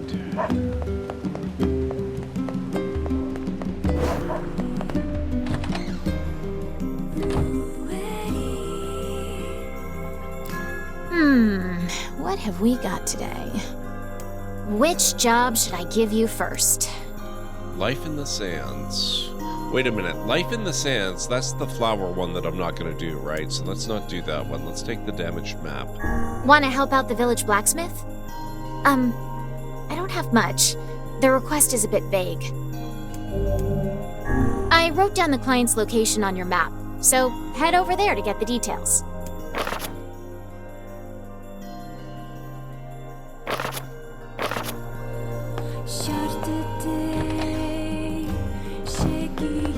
How about buying something? Hey, you. You ever seen a treasure map before? A treasure map? Yeah, a treasure map. You know, a map that shows you where to find buried treasure. Never heard of such a thing. I'm collecting them. My lifelong dream is to one day roll naked in a pile of sweet, sweet treasure. That's an interesting dream. Sounds uncomfortable. You're probably gonna regret that. So that's why I'm looking for a new treasure map or two. If you find one, bring it on over to me, all right? Sure thing. I guess I should know where to look for a treasure map before telling the guy sure thing. Too late. One could hardly expect to stumble across such a thing lying on the ground. Perhaps we should look for a place where old documents are stored. If only we knew of such a place.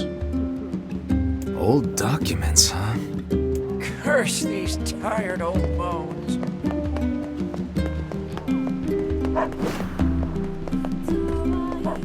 Oh, you.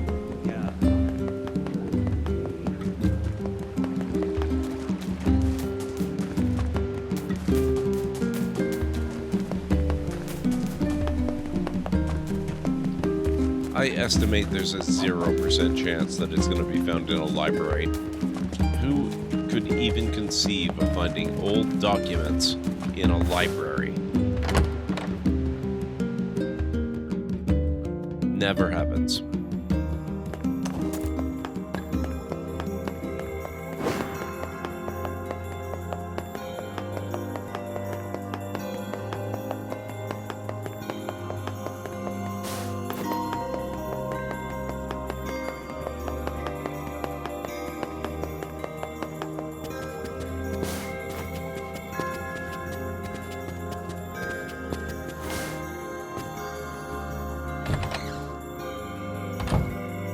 What is the purpose of this place? Beats me. Maybe it's Popola's hobby corner. Oh, interesting. This is from the junk heap. For a decoration, it's certainly in poor taste.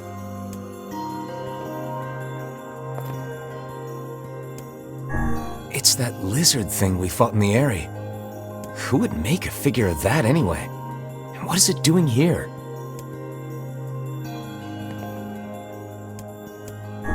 It's a sculpted leaf.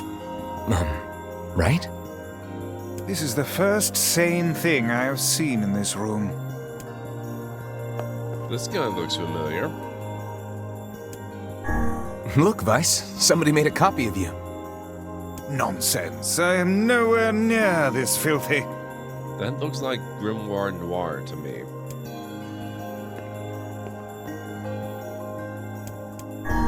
We saw this cube back in the Baron Temple. Perhaps the Prince of Facade gave it to Popola as a gift? What's that? It resembles the shade we saw in the Lost Shrine.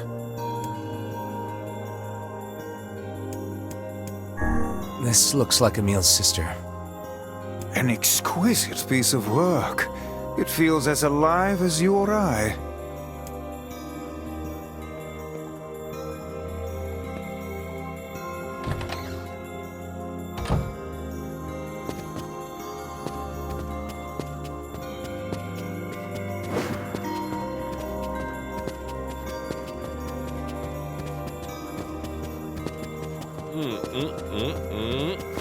What's this? This book is pretty beat up. As a fellow tome, I find this a sad sight to behold.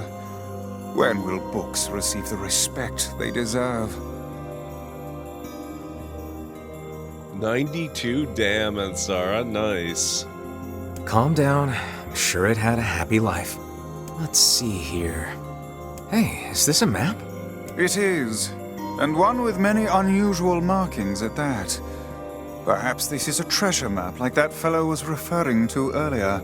Yeah, but it's so damaged I can't make heads or tails of it. I wager the damaged sections can be repaired.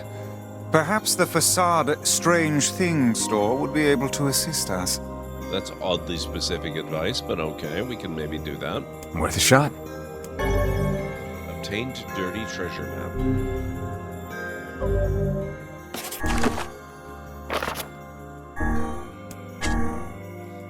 The map is heavily damaged. Perhaps Facade's Strange Things store would be able to restore it. I did not realize they were in the business of restoring old treasure maps.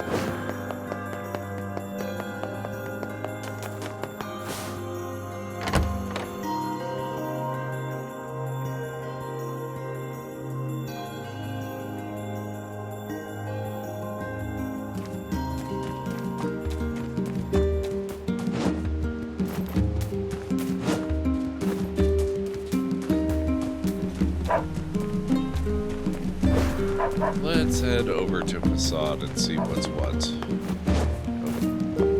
Probably don't want to jump in the river there. We will head over instead.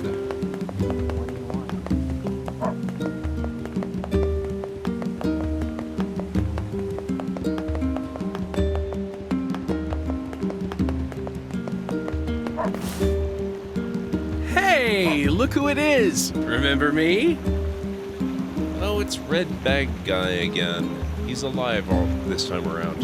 That red bag. My pages. You're the slovenly half of that couple who refused to stop arguing. Hey, it's been a while. Sure has. I've been in charge of this canal since we last talked. Apparently I did a pretty good job with it because they decided to make me the permanent ferryman. Oh yeah, huh? Congrats. Thanks. Still, it's not all puppies and unicorns. The old ball and chain is always harping on me now about how much I work.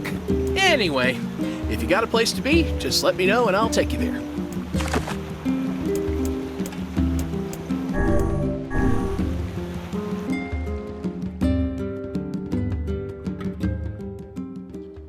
Alright, let's get going.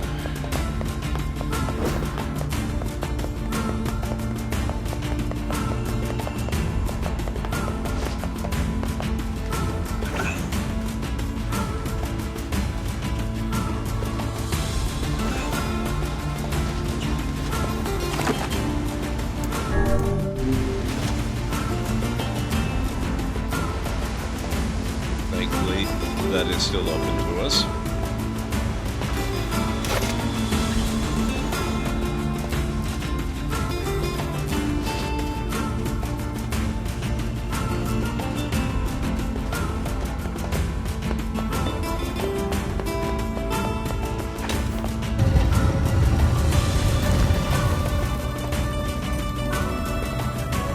NieR made a new friend, and guess what? He's a king. I wish I had some friends. I can't help but notice that all of the book story things seem to be new.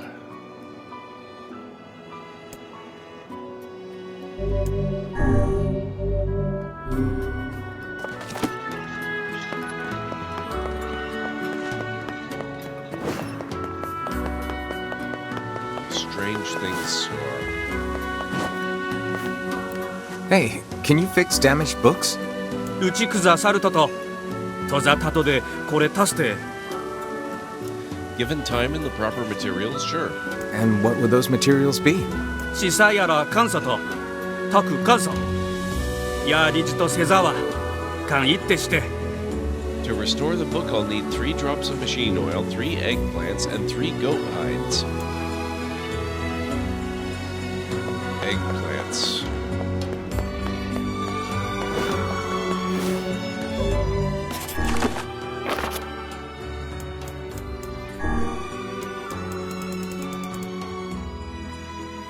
I don't have eggplants.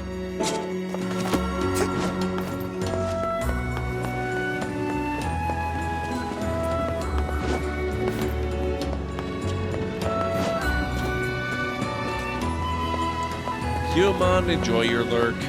Good to have you here. I hope all is well. アルテルアチキタザイと吉は子外児さ As per rule. Oh, hey, good to see you. What do you need? Crystal, clay, amber, wool, and wolf hide. None of 裏のじゃあ that. る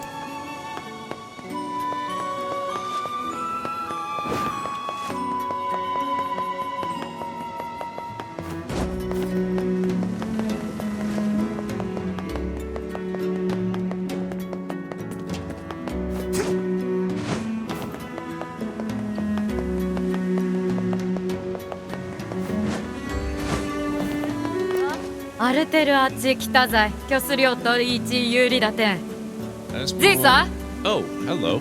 You need some food?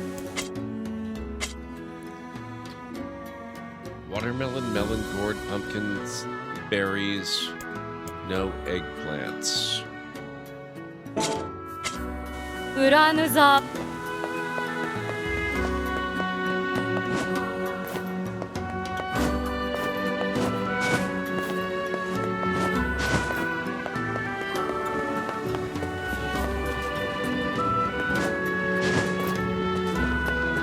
Please tell me I don't have to breed eggplant seeds.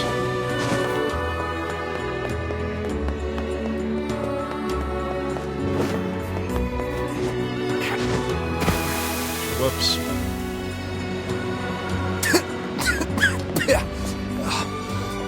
Great. Covered in sand. Diving in sand is an excellent way to lose health. Do try to be more careful, No promises.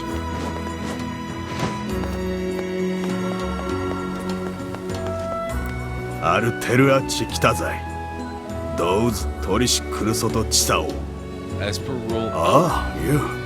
Hey, it's you.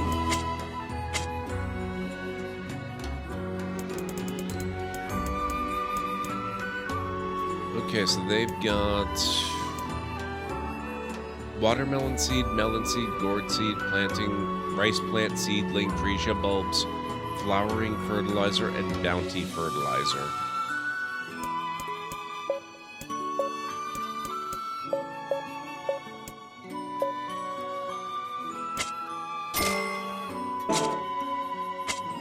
Uranus.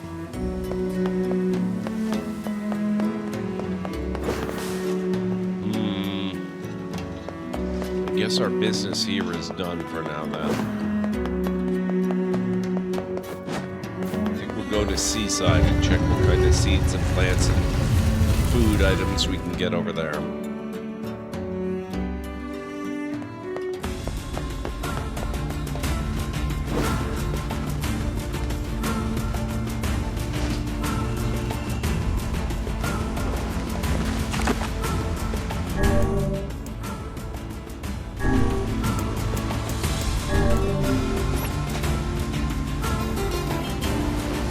Not today, Scorpion.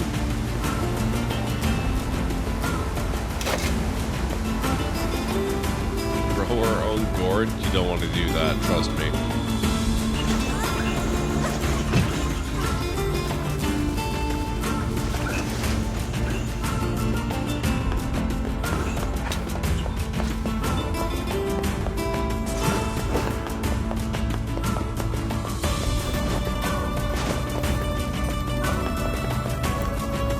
Oh there!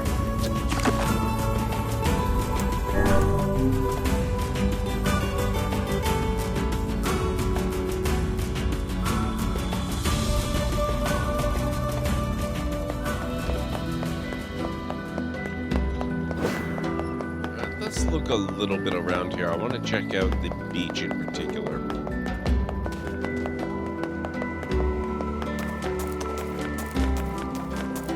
Oh, it's here again, is it? So I guess Red Bagman isn't long for this world after all.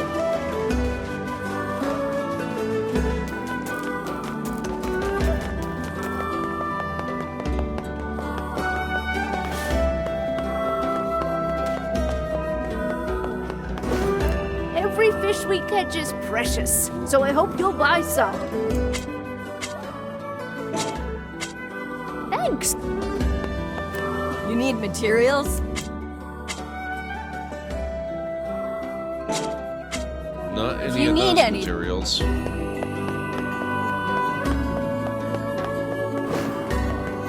That husband. The import-export team says you're a good guy, yeah? So listen, I got stuff in the back room, if you know what I mean, and I'll sell it to you for a good price.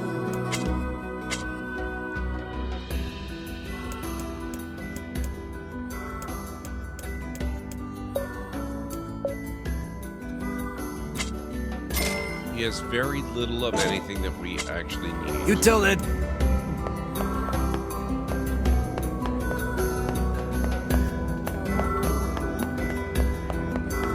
Where did that enormous ship even come? There's not much. Melon, gourd, beans, rice, royal fern, mushroom, bean seed, rice plant seedling, dahlia bulb, tulip bulb, freesia bulb, red moonflower, gold moonflower.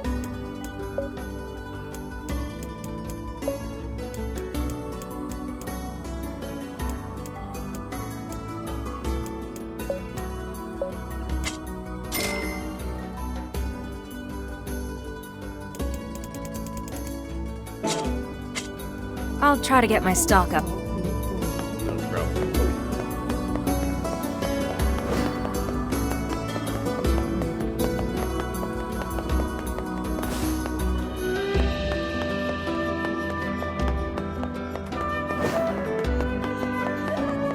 We've got the latest in weapons from foreign lands. Oh, he's actually got weapons. Vile Axe, Spear of the Usurper, Phoenix Dagger.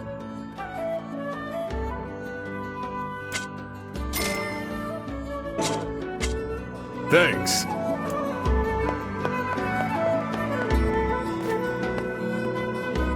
Well, okay, so it was not a completely wasted trip. That's really good to know. Hi there. Did you need some bait? No, I did not. Come back if you need anything out.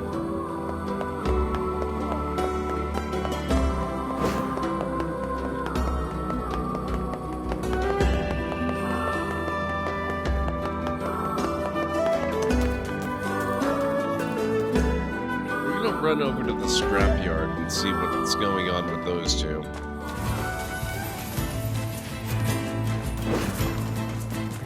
Along the way, we might check in with the Meals Butler and see what's happening there too, actually.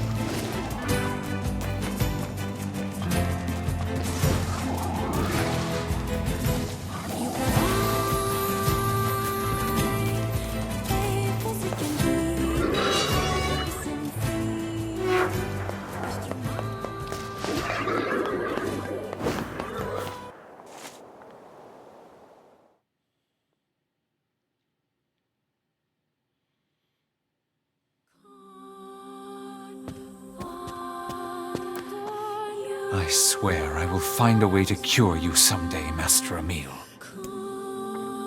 Okay, so nothing really happening with the Meals Butler.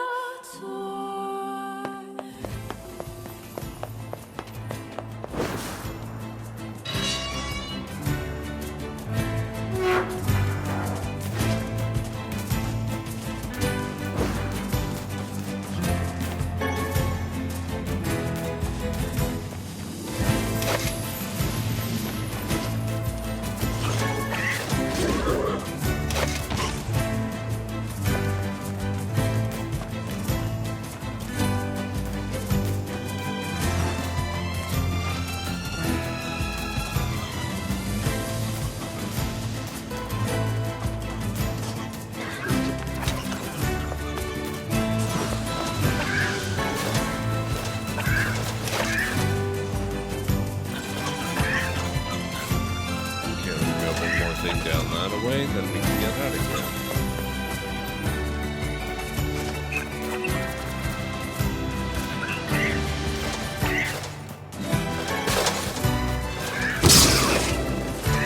Okay, you all have to die now.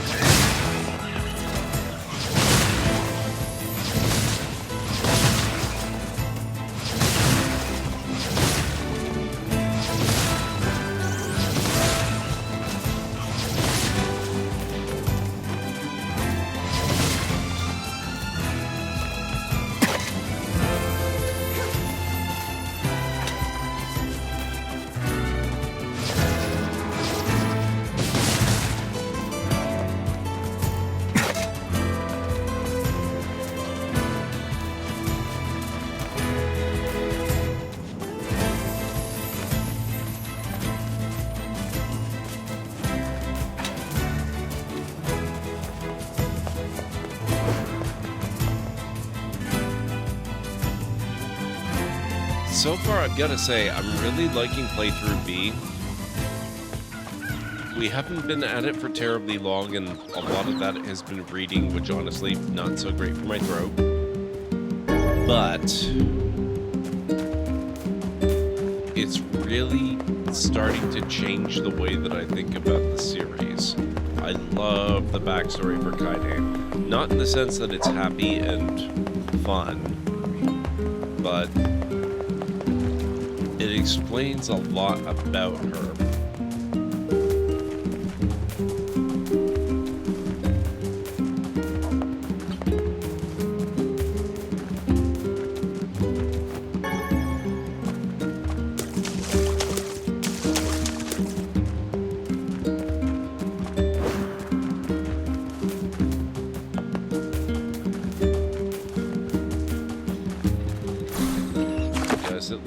going to be taking our last break very shortly.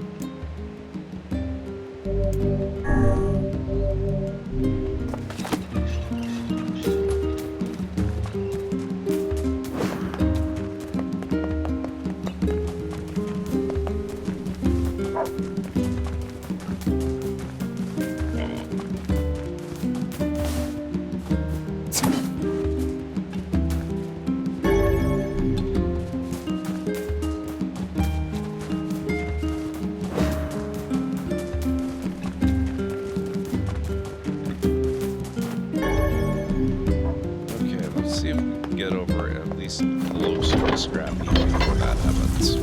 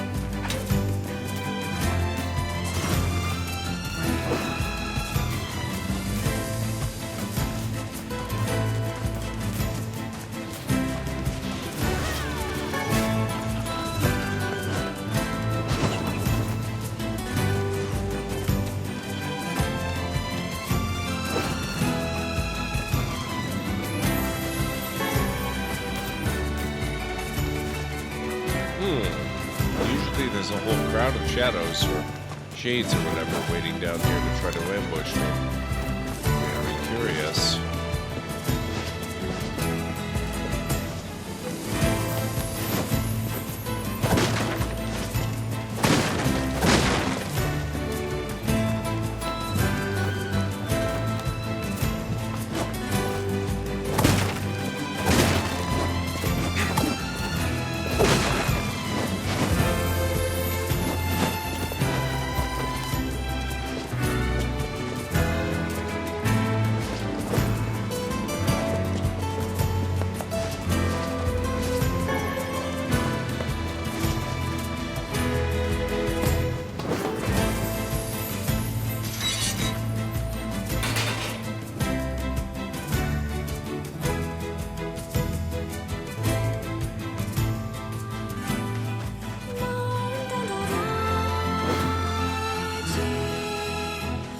They appear to be out at the moment.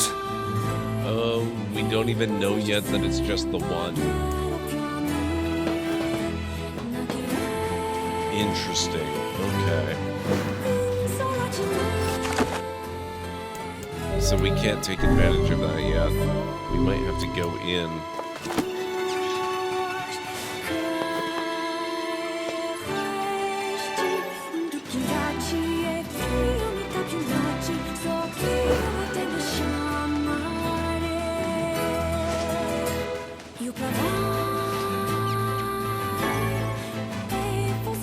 Maybe we'll take a run through here then.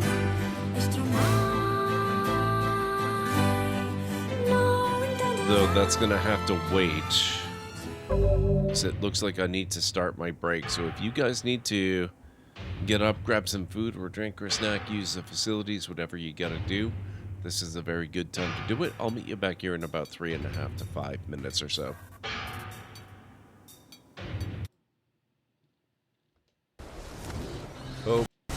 Oh boy.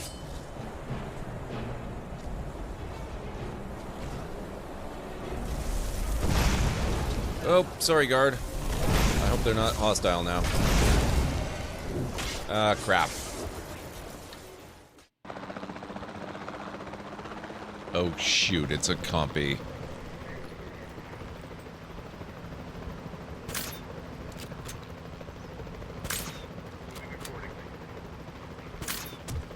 How did I do that? What the heck?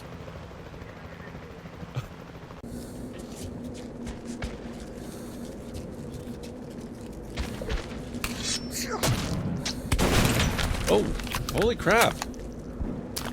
That was a waste of bullets. Or, shells, I guess.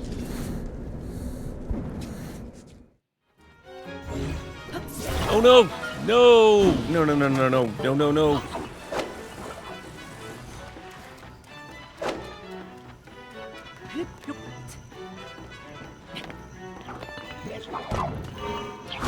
Oh god!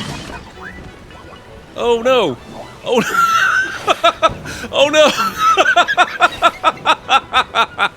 Oh god! Oh my god!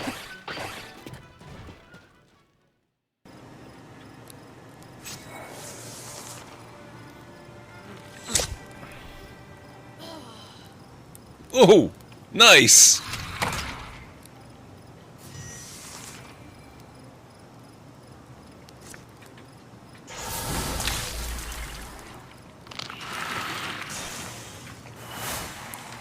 That was awesome!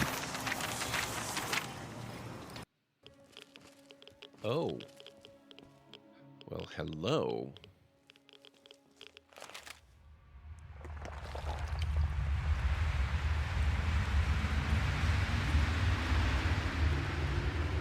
Okay, I did not see that coming. There'd better not be any probing.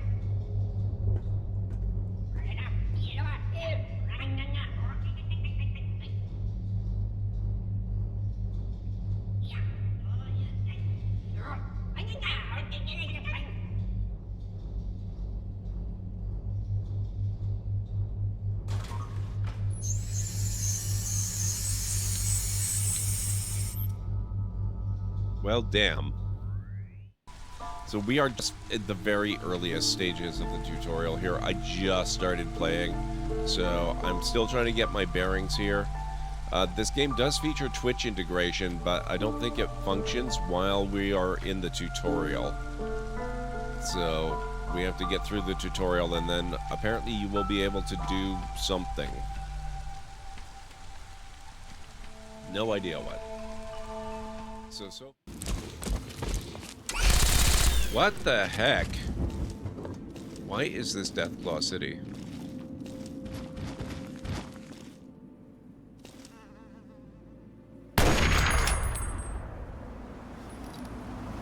Did I just one-shot a Deathclaw? The 16:9 form factor. Aspect ratio. Oh, no, no, no, no, no, no, no! Oh, crap.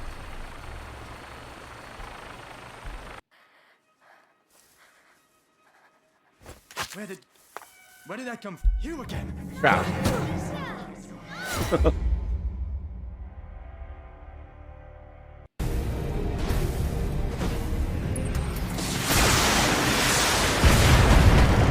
Wow, that was not a good shot. Ooh! I'm hit. My mech is coming apart around me. I stand corrected. Damn. Okay, well, let's go deal with this guy over here first. Hello. Nope. Thank you. Nope. Oh, damn you.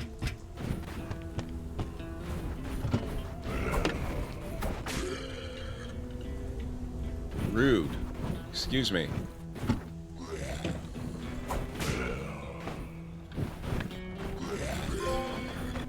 What doesn't kill you makes you stronger. Thank you.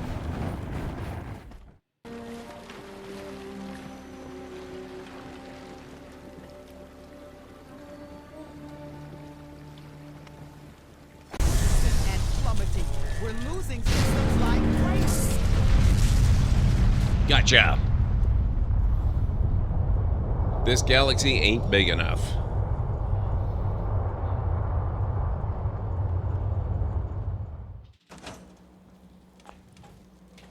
Thanks, Instara.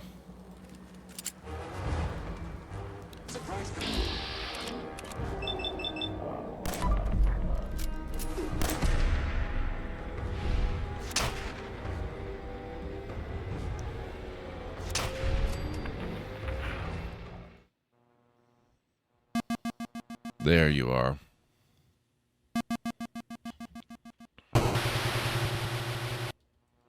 What? But, it dumped it right literally next to me.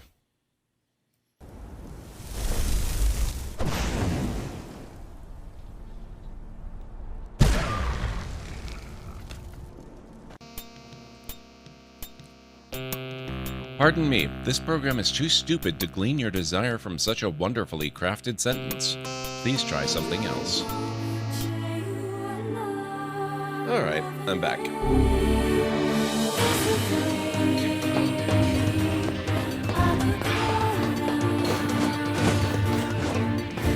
I seem to have better jump abilities this time around.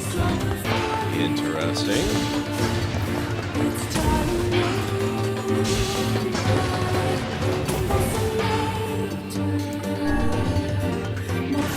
Thank you, JH. How you doing, JH? It's good to see you. Oh, interesting. Okay. So there are new pages to the books that are coming up, but the old ones are still there too.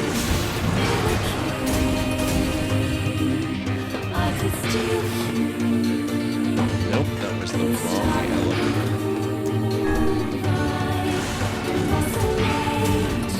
Sleepy and sad that weekend is almost over again. It's funny how that keeps happening, isn't it?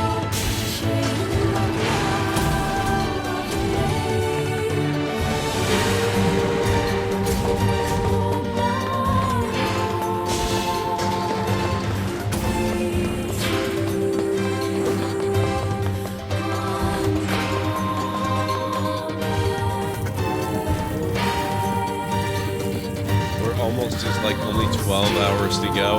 That's true.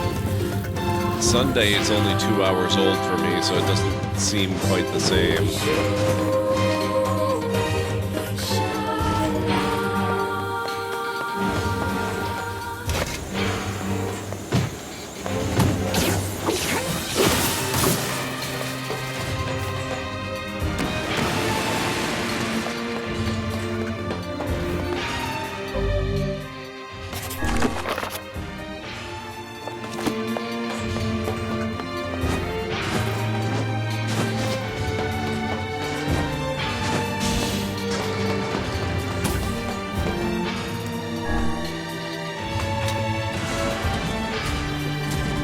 Maybe 9 hours since I should probably get some more sleep to prepare for the inevitable Monday. True.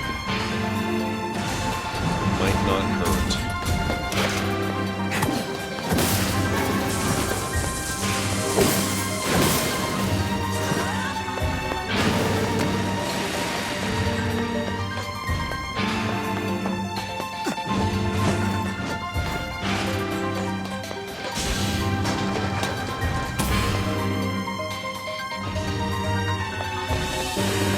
Still the wrong elevator.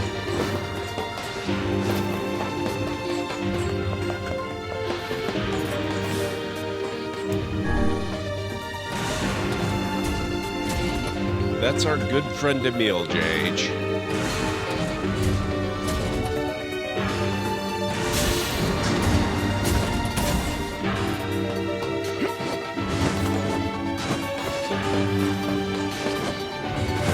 A little sensitive about his appearance.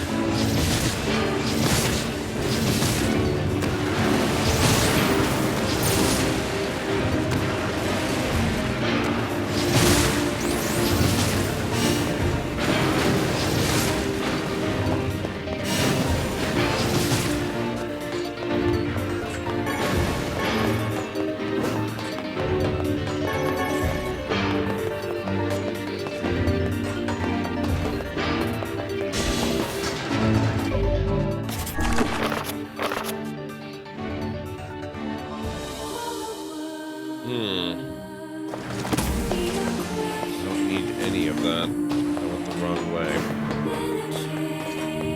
You're just scared.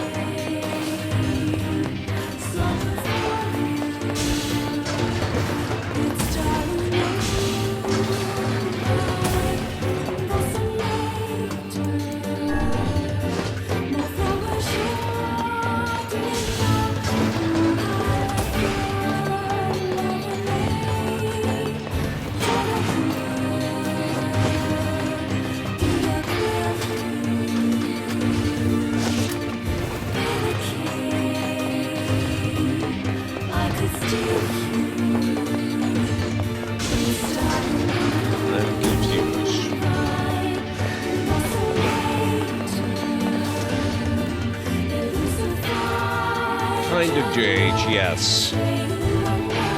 Every time you go through one of the different endings, the game is a bit different.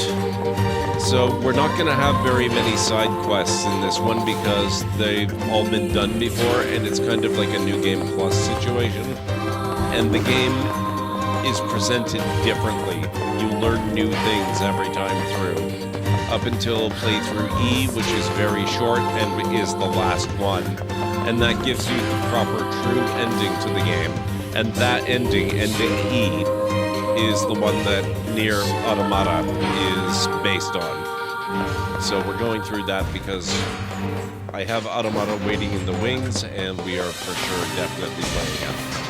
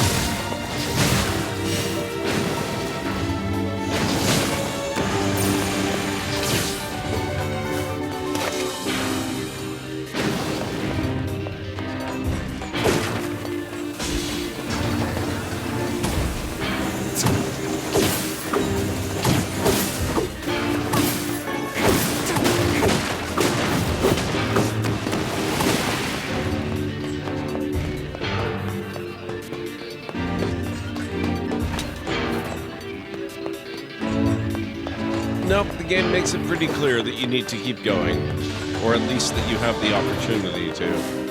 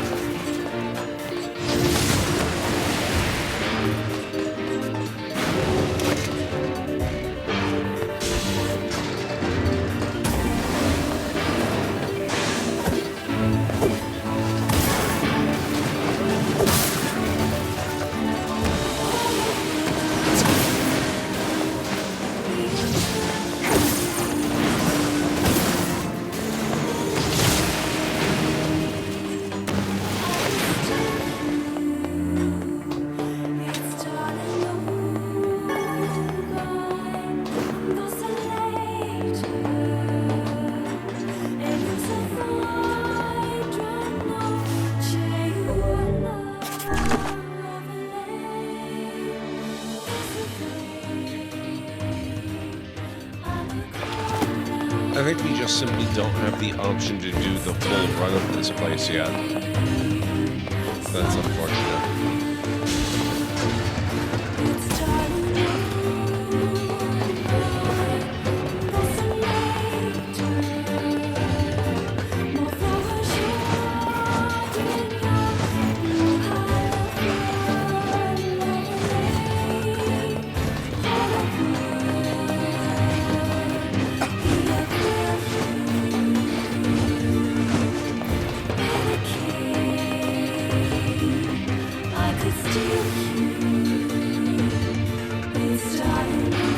Not really too early, but earlier than I need to be to get to the part that I was wanting to visit, yes. Saying too early makes it sound like there's something actually wrong with doing it, and there isn't.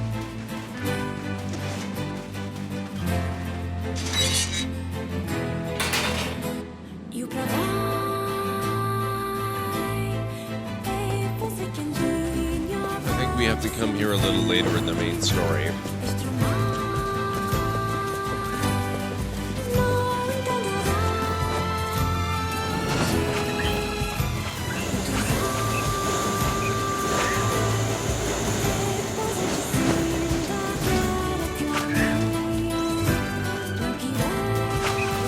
Check on the status of the IRE. Oh yes, they respawn everywhere. Not just there.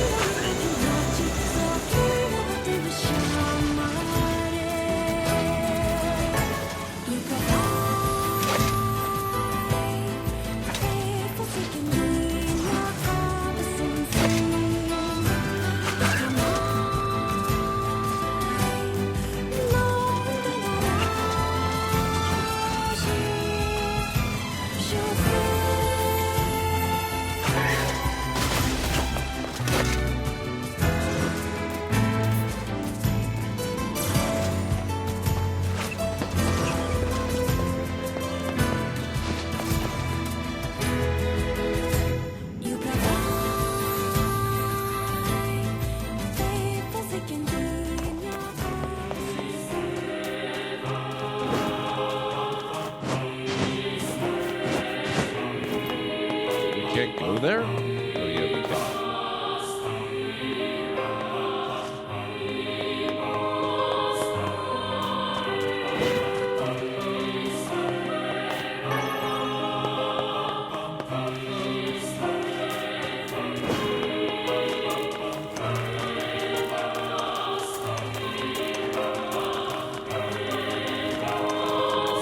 It's back again.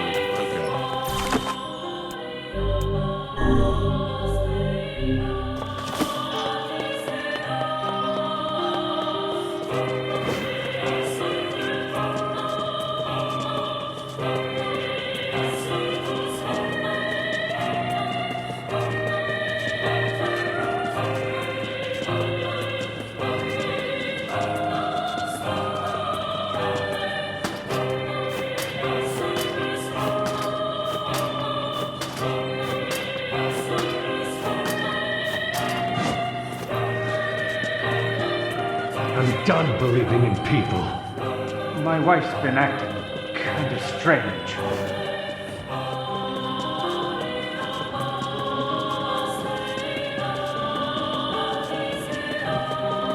There is a thing down there.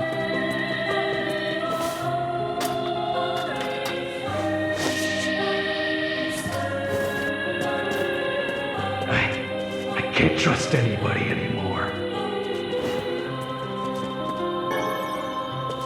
What should I do?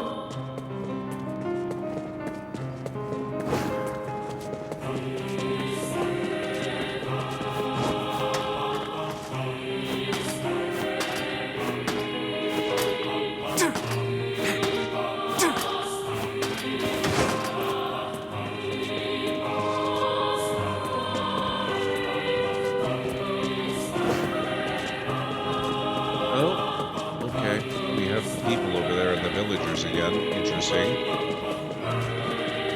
Let's go say hello.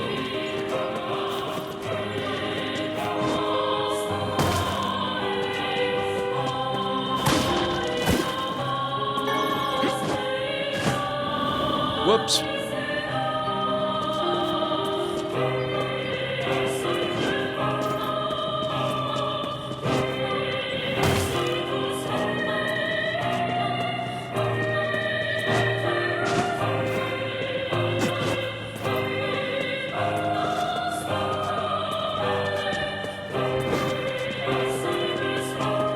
Make sure you stock up on necessities before heading out to hunt.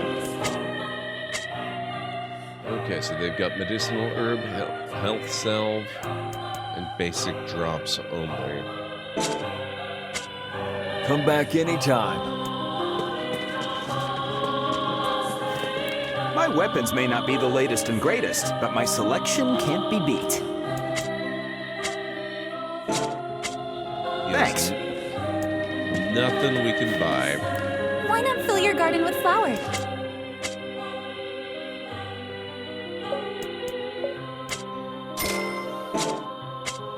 I hope you...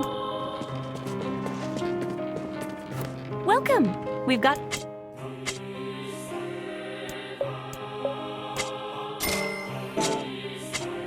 Come back. All right.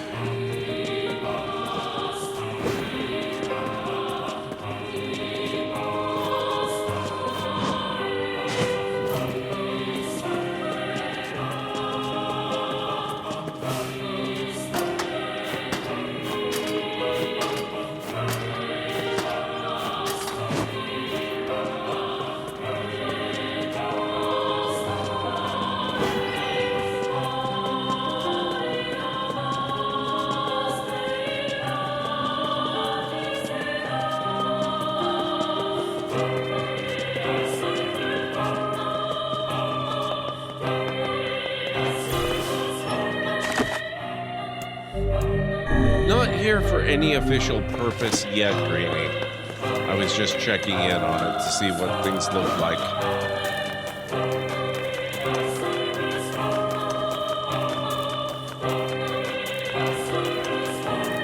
Do a little casual shopping, that sort of thing. Glad you made it home, finally.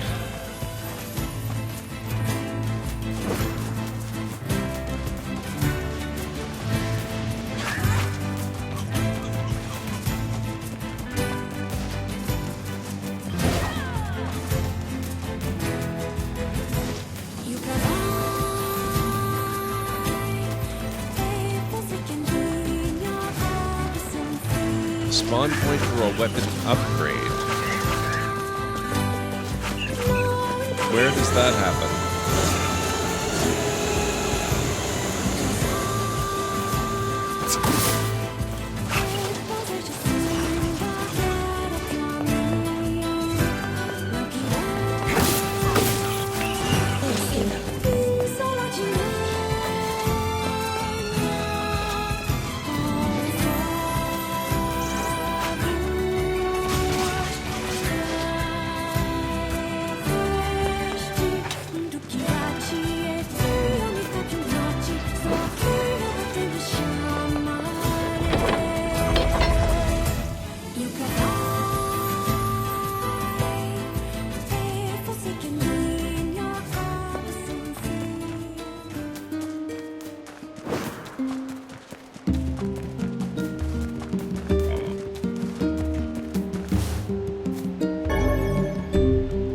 Doesn't always spawn as that egg. Okay, fair enough. I will keep an eye out for it.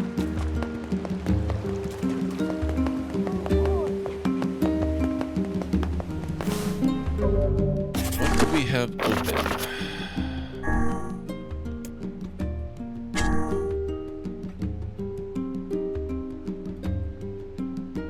Well, I do have an eggplant. Where do I get more eggplant from?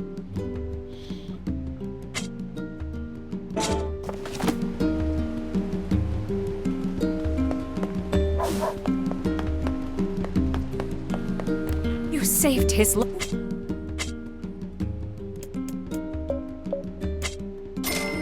There we go. Come again. Thank you.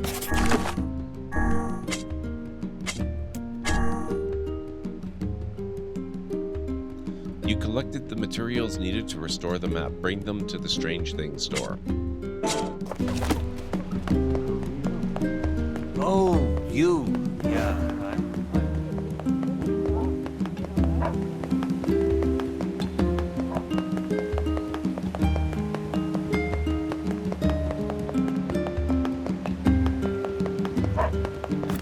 Oh, there!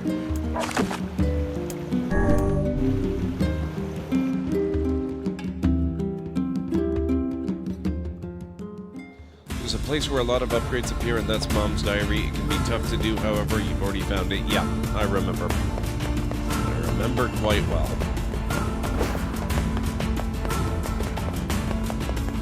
I would say it didn't seem all that tough to do, but I don't know how much more there is to do, so it might be way too early to be saying that. I'll have to wait until I'm done. Then I'll really know for sure.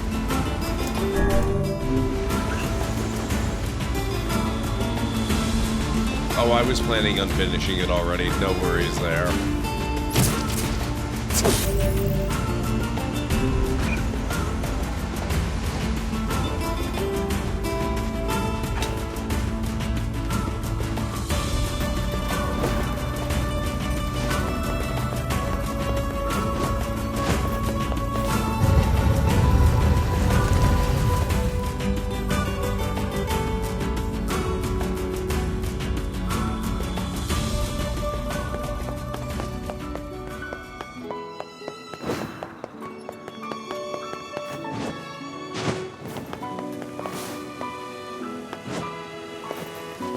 I got the materials you needed. Not that I have any idea how they're supposed to be helpful. Sachi, Sarikisa. でれ避けて、宅で行って、やりじとできたれ。さっき、略。Hey, this looks great. Let's get it back to the client. Restored treasure map.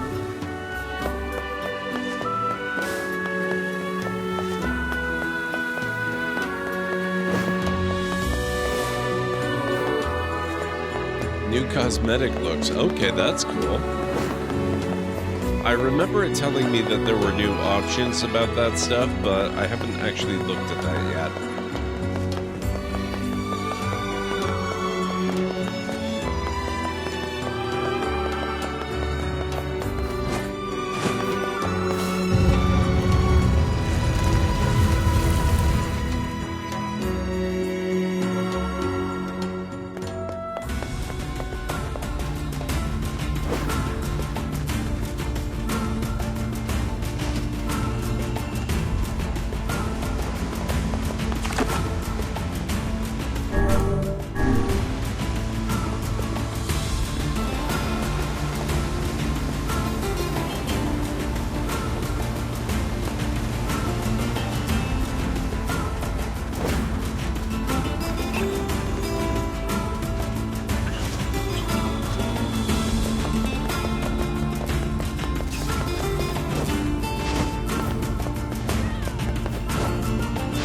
Probably not going to try automata musics. Oh there! I will just wait and hear that when we inevitably move on and play automata.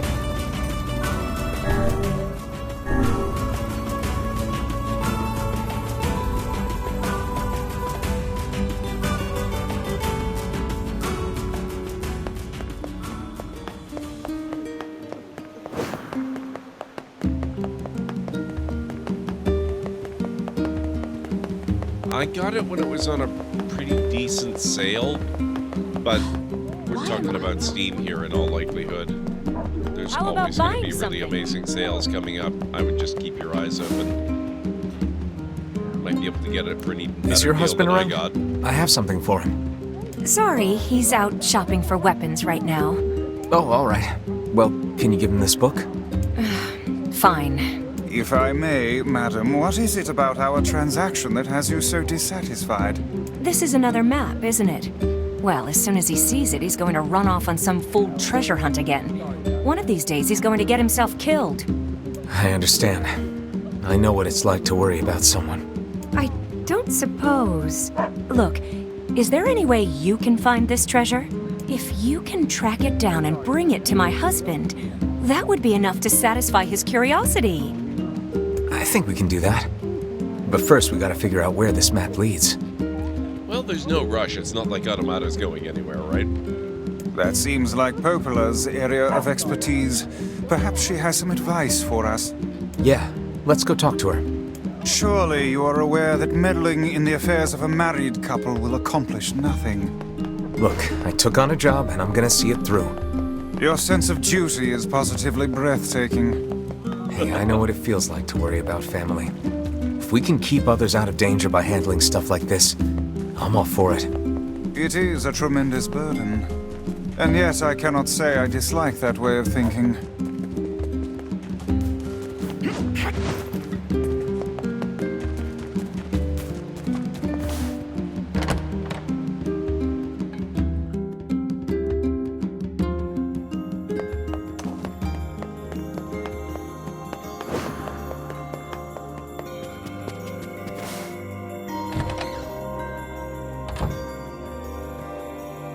Hey, got a minute? I have a map I need your help with. Sure. What kind of map? Here, let me show you. This looks like a map of the Lost Shrine. Oh boy. Apparently this leads to some unidentified object of great importance. It also talks about a hidden room in the Lost Shrine where sunlight doesn't reach. I'd bet that's where your secret treasure is hiding. A hidden room in the Lost Shrine, huh? Thanks for the help. Oh, not at all. Glad to be of service.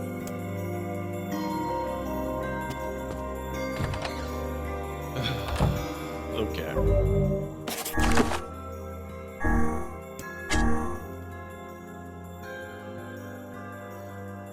The map has been restored. Bring it to the client. The man's wife asked you to search for the treasure in place of her husband. Bring the map to Popola to have her decipher it for you.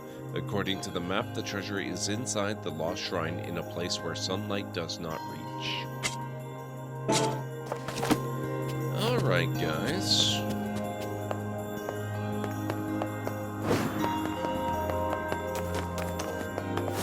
I'm gonna head to the save point just outside NieR's cabin, because we are getting on very close to 2:30, and I think it's about time for me to wrap up this evening.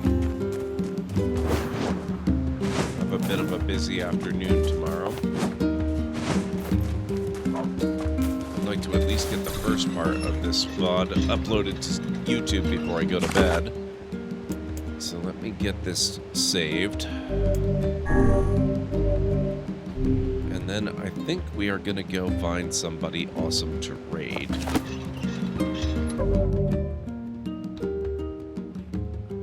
Thank you, JH. This game is fantastic. I know it's not everybody's cup of tea. I really love it. So I'm glad I get to share it with you guys.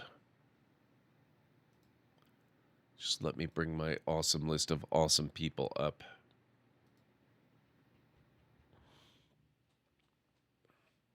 Looks like Laxative Legacy is playing Red Dead Redemption 2. Hodon Kane is playing some Warframe.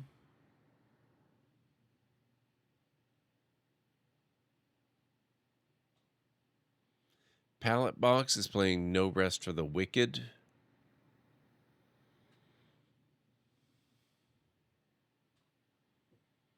Rule Storage is playing Valheim.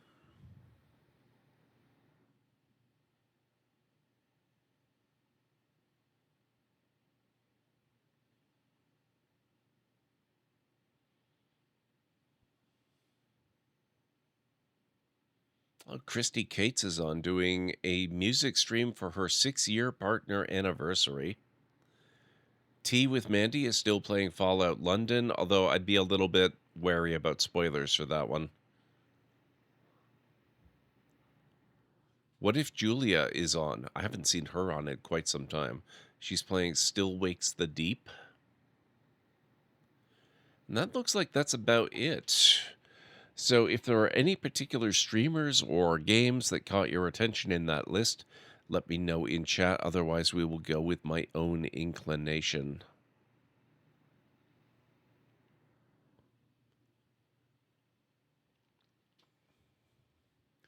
When for this game again? Probably next Saturday. I tend to have, like, I've got 4 games that I've scheduled out for the rest of the month until Star Wars Outlaws comes out. So I'm just keeping it consistent.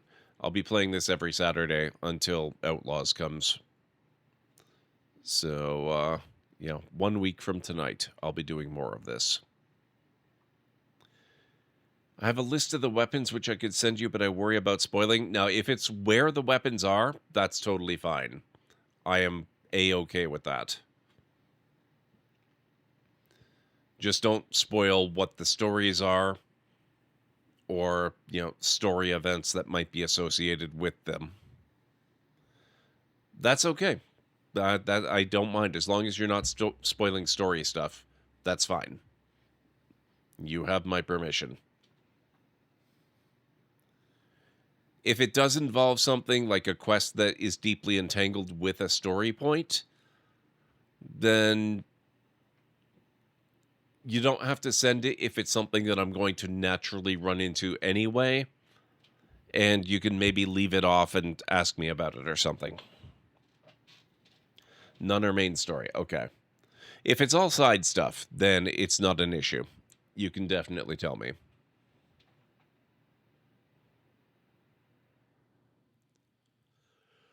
All right. Nobody is jumping in with any recommendations. Why don't we go with Lax? I think it's been quite a while since we visited him.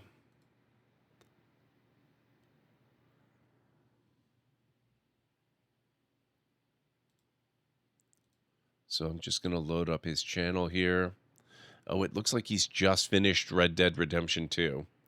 Hopefully he's not going to end his stream. He's been on for 3 hours. It's hard to say for sure.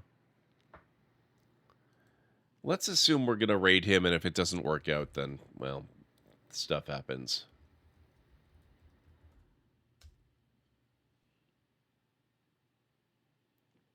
Send you a link to the site so you could potentially have it up beside you. Yeah, okay, that could work. I'm more likely to look at it in advance, but I think that'll work. All right, guys, we're going to go visit good friend Lax here. So you've got his link there. Let me get you... Where are we? Let's get you the raid call. Here at the Library of Lore, we use shh. It's a library raid. You've been bookmarked with the heart emote, the wave emote, and the shh emote of the channel if you are a sub. If you're not a sub, you can use the Twitch raid and the Tomb raid emote. In either case, sub or non-sub, please feel free to use any emote you feel is fun and appropriate for our raid. Thank you guys so much for being here tonight. I really appreciate it. We successfully managed to get to the end of playthrough A of NieR Replicant, and we are starting in on playthrough B. I'm really looking forward to seeing how the story changes as we go through B and onwards towards C, D, and E. So, yeah, that's going to be a lot of fun. I will not be back tomorrow night or the following night, but what is today? It's Saturday. I should be back on Monday. Oh, sorry. I won't be back tomorrow night. I will be back the following night. I'll be back on Monday and on Tuesday. So I hope to see you back here for that. So have yourselves a wonderful rest of your night, day, evening, whatever it is where you are in the world. Let's get over to Lax's channel quick, just in case he decides to wrap up his stream or anything. So I will accelerate the raid a little bit. Thank you all so much for being here. It was a really great evening, and I'll catch you again soon. Bye for now. What? That... What was that? That's awesome. I've never seen meteor strikes in this game. Oh my god, no, don't push me off. Oh my god, Serana.